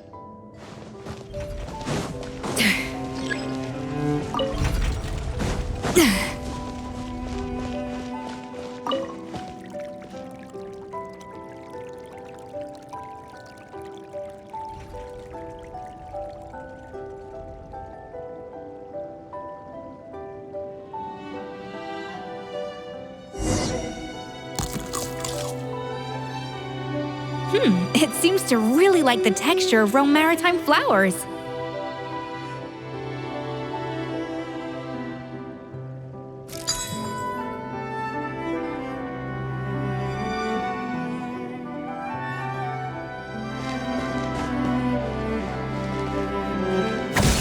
A dash of frosting! Yeah!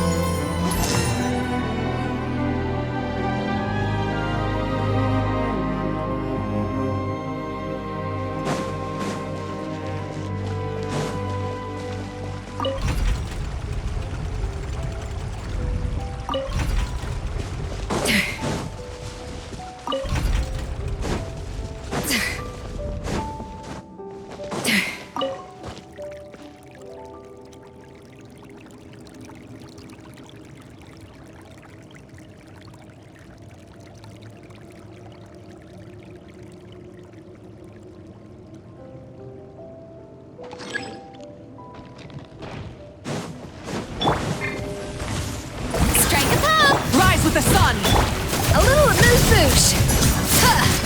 Yeah! Yeah!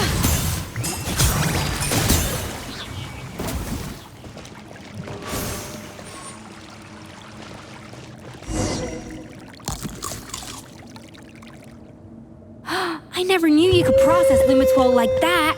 Alright, I've got to jot this down. Lumitwols and maritime flowers. This could open the door to a whole new world. Yep, that's literally the plan. Wait, hold on. Which door are you talking about?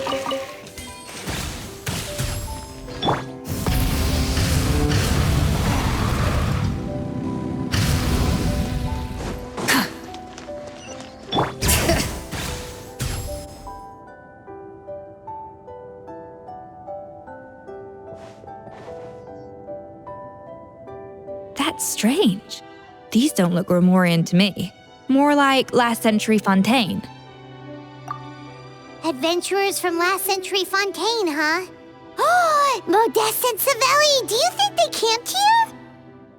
By the looks of it, this was a one-person camp. They adventured together, but maybe one of them came back alone at a later date. Huh, you really think so? Trust our adventurers' instincts. We're pros at this stuff, just like you're a pro in the kitchen.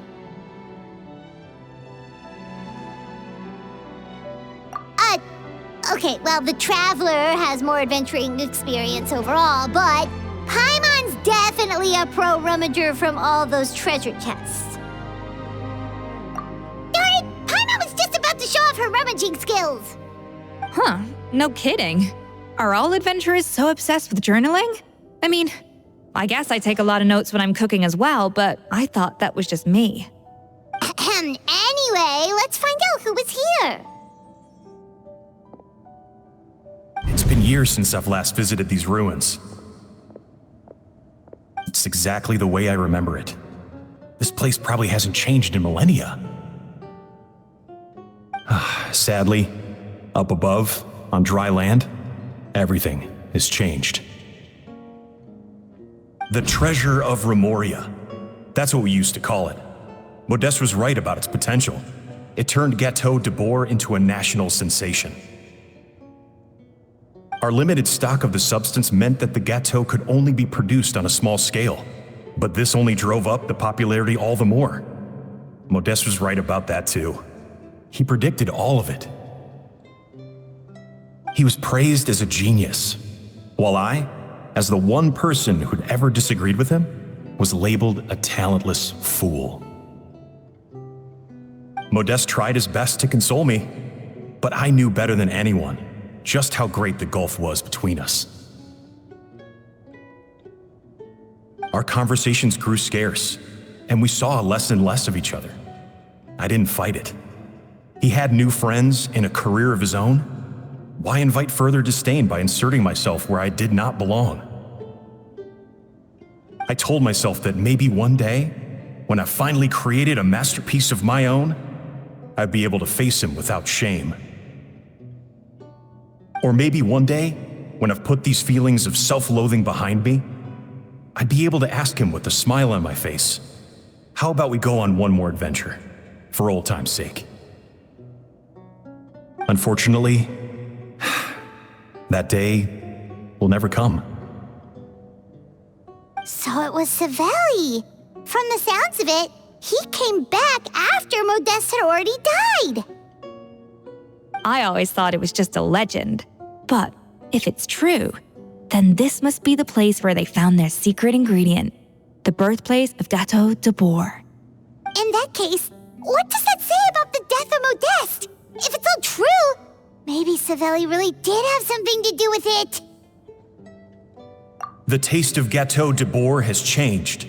Modeste was convinced of this, even though everyone swore they couldn't tell. Being the perfectionist that he was, he refused to accept even the slightest flaw in his work. He stopped all sales of the product, locked himself away in the kitchen, and worked day and night, vowing to find out where he had gone wrong. But as he baked and taste tested over and over again, he found he only strayed further and further from the original taste. It was only when he was sipping on coffee one day and realized he could not taste the bitterness that the truth finally dawned on him. What had changed was not the gâteau, but his sense of taste. The treasure of Grimoire stimulates the senses, taste included, and invigorates the spirit. In the short term, it offers people the ultimate gourmet experience, but in the long term, it dulls their senses entirely. In hindsight, it made perfect sense. After all, why would a culture that sought liberation from the constraints of their bodies care for the loss of their senses? But we realized it too late. We were just too late. Over the course of his many culinary experiments, Modeste exhausted the remaining supply of the treasure of Grimoire. He consumed it all himself. The finest culinary talent of his generation now faced a future in which he would never be able to taste anything ever again. Finally, in despair, he took his own life. And because we had become estranged, I could not be there to stop him, to offer some words of comfort, or even to say goodbye. Yet despite everything, he sent me his final letter. The treasure of Remoria? Guess Monica was really onto something. It really was a kind of drug. So, Modeste chose to end his own life. Then, why all the rumors that Savelli murdered him? Also, neither the Codex nor any other contemporary records make any mention of the treasure of Remoria. It's almost as if someone deliberately erased it from history. Modeste told me everything in his final letter. His was a tale of how even a genius could fail, and how much more devastating it is when it happens. Did he hope I would gain some personal catharsis from knowing the truth? Or maybe he wished for me to warn the public about the dangers of Gâteau Debord, proving that I had been right all along. But if the public ever learned how Modeste's greatest triumph became his undoing, his fall from grace would be swift and merciless. 1 minute a genius, the next a joke. It would surely spell the end for his restaurant too. What would be his legacy then? How would future generations view everything we built together? I fear the scorn I have faced these last years would pale in comparison to the scorn shown to him by the history books. I cannot let that come to pass. I will do what I must to protect his name. It will mean tampering with his notes to remove the damning details, leaving mere fragments of our story behind. It may lead his family to suspect me of having a hand in his demise. But if that's the price of destroying all evidence of my crimes, then so be it. I would rather the world believe a tale of genius and jealousy than see his reputation in tatters. The final loose end is the evidence here, at the bottom of the sea. Huh? What's wrong? Didn't we say Savanna should be safe for now? So we thought, but if Monica finds out what happened to the treasure, there's no telling what she might do.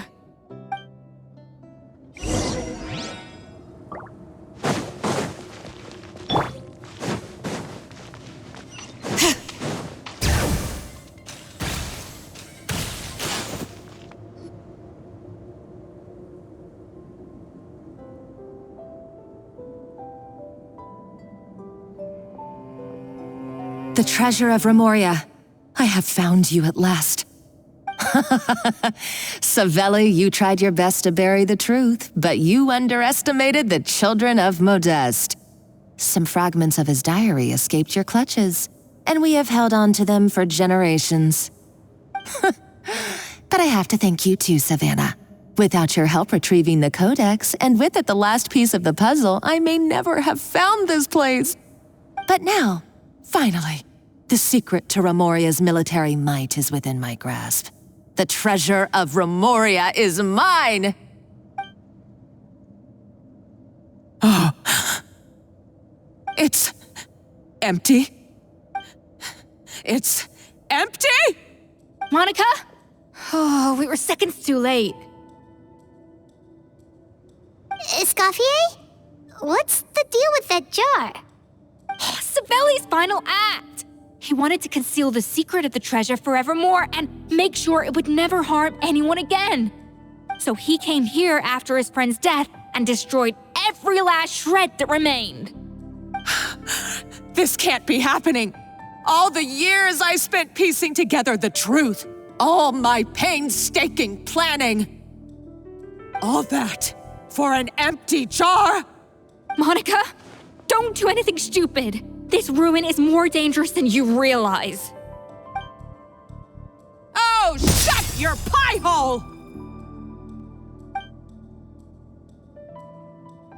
Praise be to Lord Remus. You barbarian shall be slain.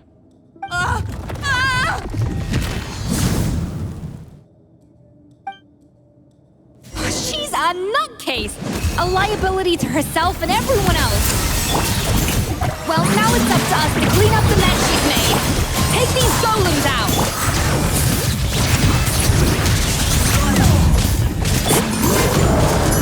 Light it up!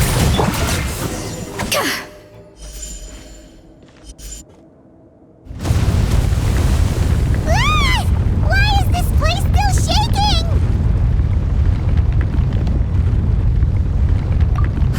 Either way, it's all her fault. Enough chit-chat. Let's get out of here, Traveler Escoffier, come on! Okay, I'm coming. Oh, no, you don't. If I can't get what I want, neither will any of you. I've got nothing to show for my life's work so far. But if I can take another so-called genius down with me in my final moment, then it was all worth it. You're a psycho!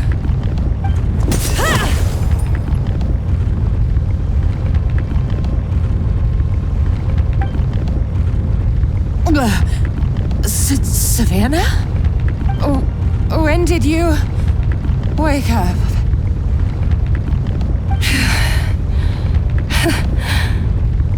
I may be a lousy chef, but it looks like I'm not a complete waste of space.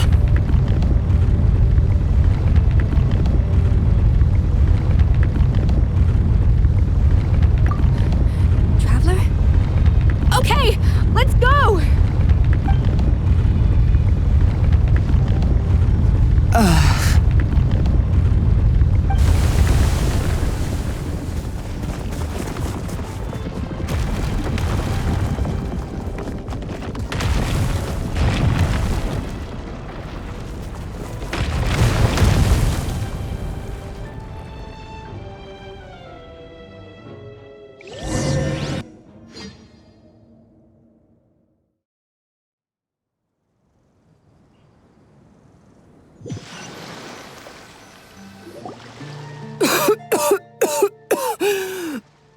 Escoffier! Savanna! Traveler! And Paimon! Venejem! What are you all doing here? What did you expect us to do? Stay at the restaurant and sit on our merry derrieres? While the Traveler and Escoffier were out here risking their lives? We had to do something, even though that something ended up being, well, waiting for you here instead. I don't deserve any of you. And I certainly don't deserve to be your head chef. It was my fault Escoffier had to leave. Then I couldn't live up to her standards. I acted like a tyrant in the kitchen. And now I almost got myself killed. Come back, Escoffier. Come and be our head chef again. I'll never be able to replace you. Okay, so everything I said to you the day I left, it just went in one ear and out the other? Huh? Sorry, I was kinda in my own head at the time. All I could think about was the Lumiline situation. What was it you said again? Forget it. It doesn't matter. Anyway, I didn't leave this job because of you. And you're not nearly as awful a chef as you think. If you were that bad, why would all your staff show up here for you? Escoffier's right. Sure, you nitpick our work and get us to do things over a lot. But when it comes down to it, you're the one who's always doing whatever it takes to make sure the customers get served on time, every time.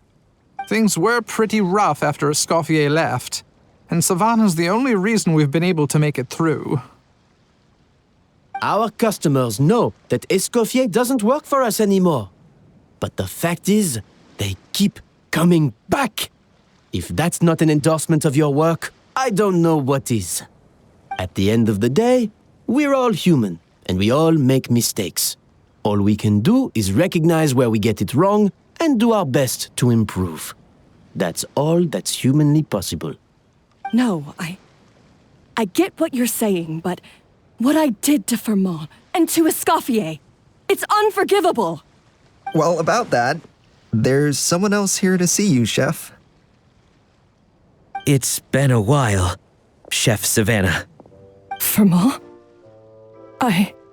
I'm so sorry. I put far too much pressure on you, and the way I stubbornly refused to go and see you after you fell ill. There's no excuse. But I'm too late, aren't I? The damage is done. I heard that you can't even hold a kitchen knife anymore. Actually, I think I'm going to be just fine. Huh? We thought Firmin's problem was purely psychological in nature. But after the threat letter came to light, it got Firmin thinking. And then he remembered the tea that Monica used to give him every night. And as it turns out, she was lacing it with Lumaline the whole time. No way! Doesn't that cause nerve damage? It can. High doses pose a risk of serious nervous and sensory complications. But if you calculate the dosage carefully, you can control the extent of its effects. A small dose might simply make a person more emotional, whether that means more fragile or more hot-tempered. No wonder it seemed like you'd lost your edge. I asked my friends at the Fontaine Research Institute about it. They said that with the low dose I was taking, the risks are pretty small. They also fixed me up with some meds and said I should recover in no time. Well, that's what happens when you give someone a little bit of hope to cling on to. There's more.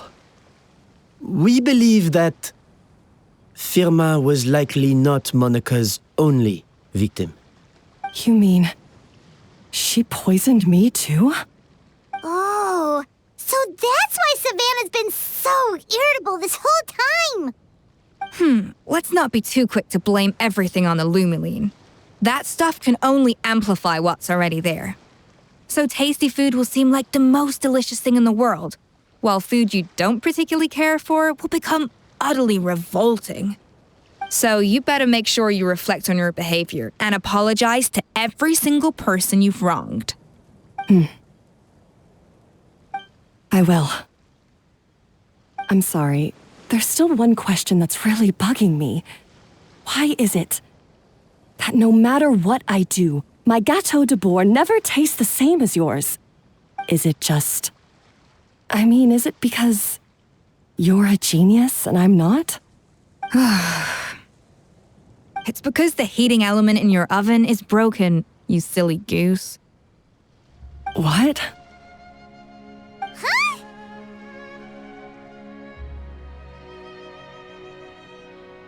I felt like something was off during the cooking contest. Once I got around to checking all the equipment, I noticed it right away. There was a half-degree discrepancy between the temperature setting and the actual temperature.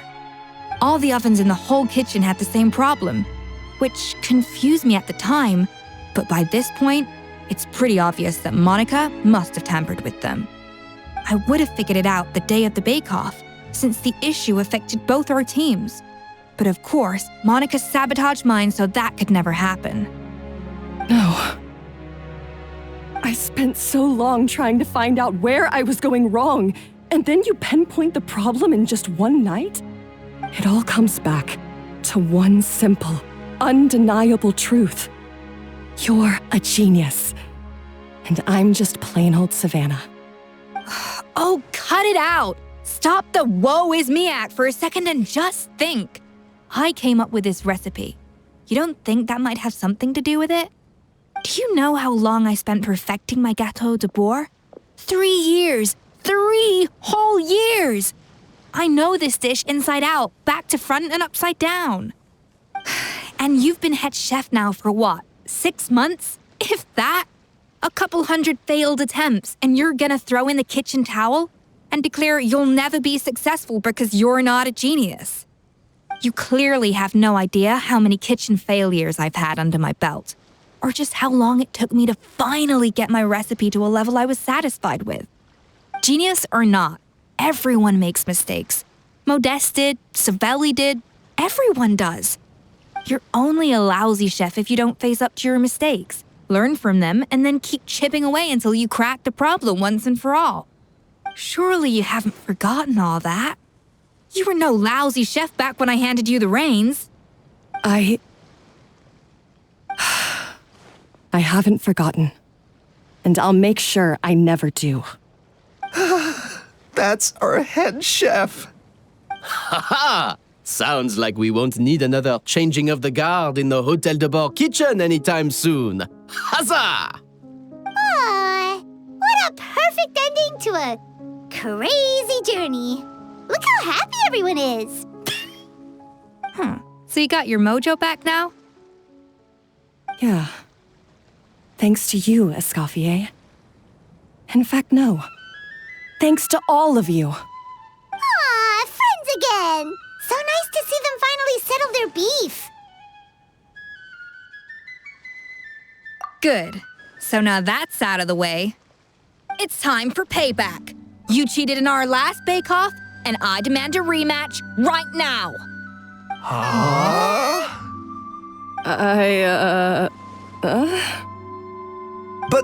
But that was mostly Monica's fault, wasn't it? Right, and also, does it have to be right now? Savanna's only just got her mojo back, and you barely escaped from a death trap. No excuses. This is a cooking contest between two top chefs, and nothing will stand in its way. So grab your spatula and get ready, because this rematch is happening today, right now, this instant. Hey, so, this whole time you were salty about losing? The second cooking contest commences now! This time, no more games, and no holding back!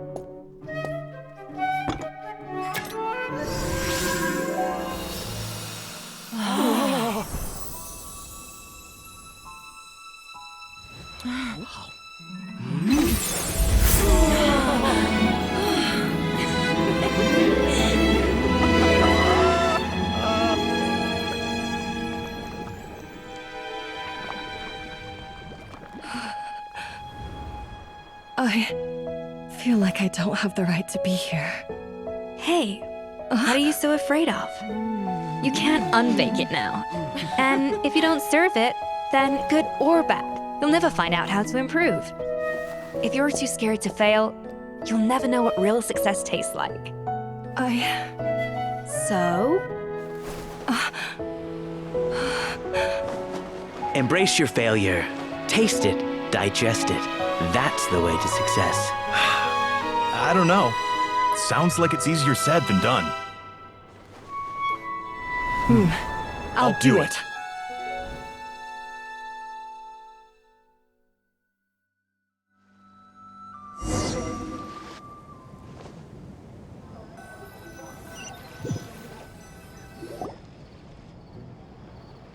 The results are in! A landslide victory for Escoffier! Quite rightly, too. Piece of cake.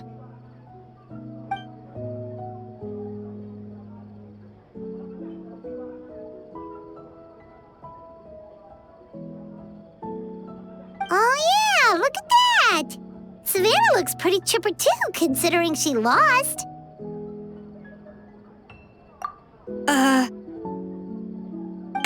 Now, where were we? Yes. Do you have any more questions for me after everything that's happened? I thought Navia would have filled you in. And actually, I said all this to Savanna before I left.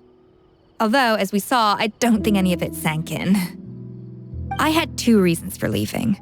One was the food safety incident, of course, but the other was that the Hotel Debord had reached a point where it didn't need me anymore. So I decided to step down and look for new opportunities to improve myself. Improve how? Well, a while back, I got to know a fellow chef from Liyue, and in her, I saw so many new possibilities. She has that same adventurous spirit that Modeste and Sibeli had in their youth. Slime mucus, blizzard tails. With her, nothing's off the table. There's a whole world of new flavors out there waiting to be explored, hiding away in ingredients we overlook. Case in point, remember those Romaritime flowers down in the ruins? I used them in the cooking contest just now. Did you taste the difference? What? Paimon didn't notice at all. Half of the art of cooking is dissecting the recipes of previous chefs and figuring out the exact constellation of elements that gave their work its signature taste. And the other half, it lies in freeing yourself from the confines of the kitchen. You've got to go out and explore the endless possibilities out there. Uh-oh. Paimon's suddenly not sure she wants to try your cooking anymore.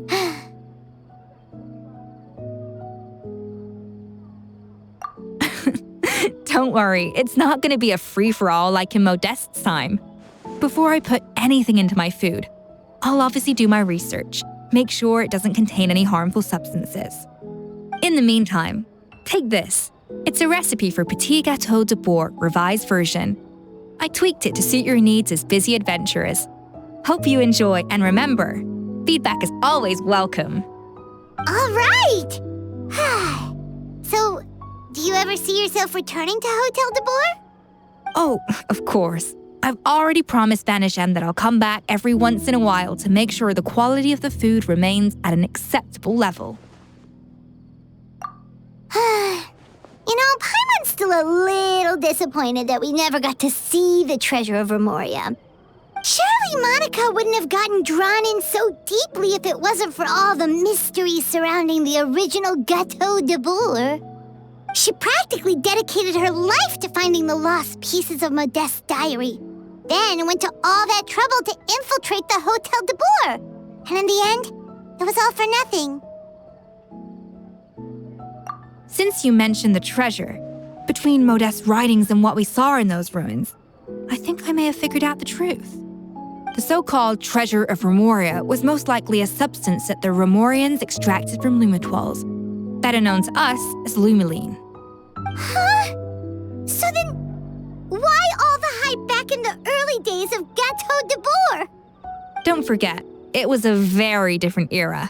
We could barely even refine sugar back then. So desserts were very much in their infancy. In a world of bland food, it's no wonder that the first thing to really excite people's taste buds took the world by storm. And as for the lumiline, it may well have been somewhat valuable in ancient times. But these days, it's just another drug from the Fontaine Research Institute. Even if Sibeli hadn't destroyed it all, I doubt it would be worth that much these days. So after all that, there was nothing in those ruins but worthless junk. Feels strange to say it, but Paimon almost feels sorry for Monica. She sacrificed it all only to get nothing in return. Oh, hey! Huh? Navia? You just got back from that underwater ruin, right? Well, check it out. They ran a special issue. Did you see anything like this down there? Freshly unearthed from the ruins of Remoria. A magnificent jar thought to be over 1,000 years old. Experts say it has immense artistic and historical value. It could be worth an absolute fortune. Wait, isn't that the jar they used to hold the treasure? If only it was still in one piece. Some butterfingers must have dropped it or something. Ugh, it's such a shame.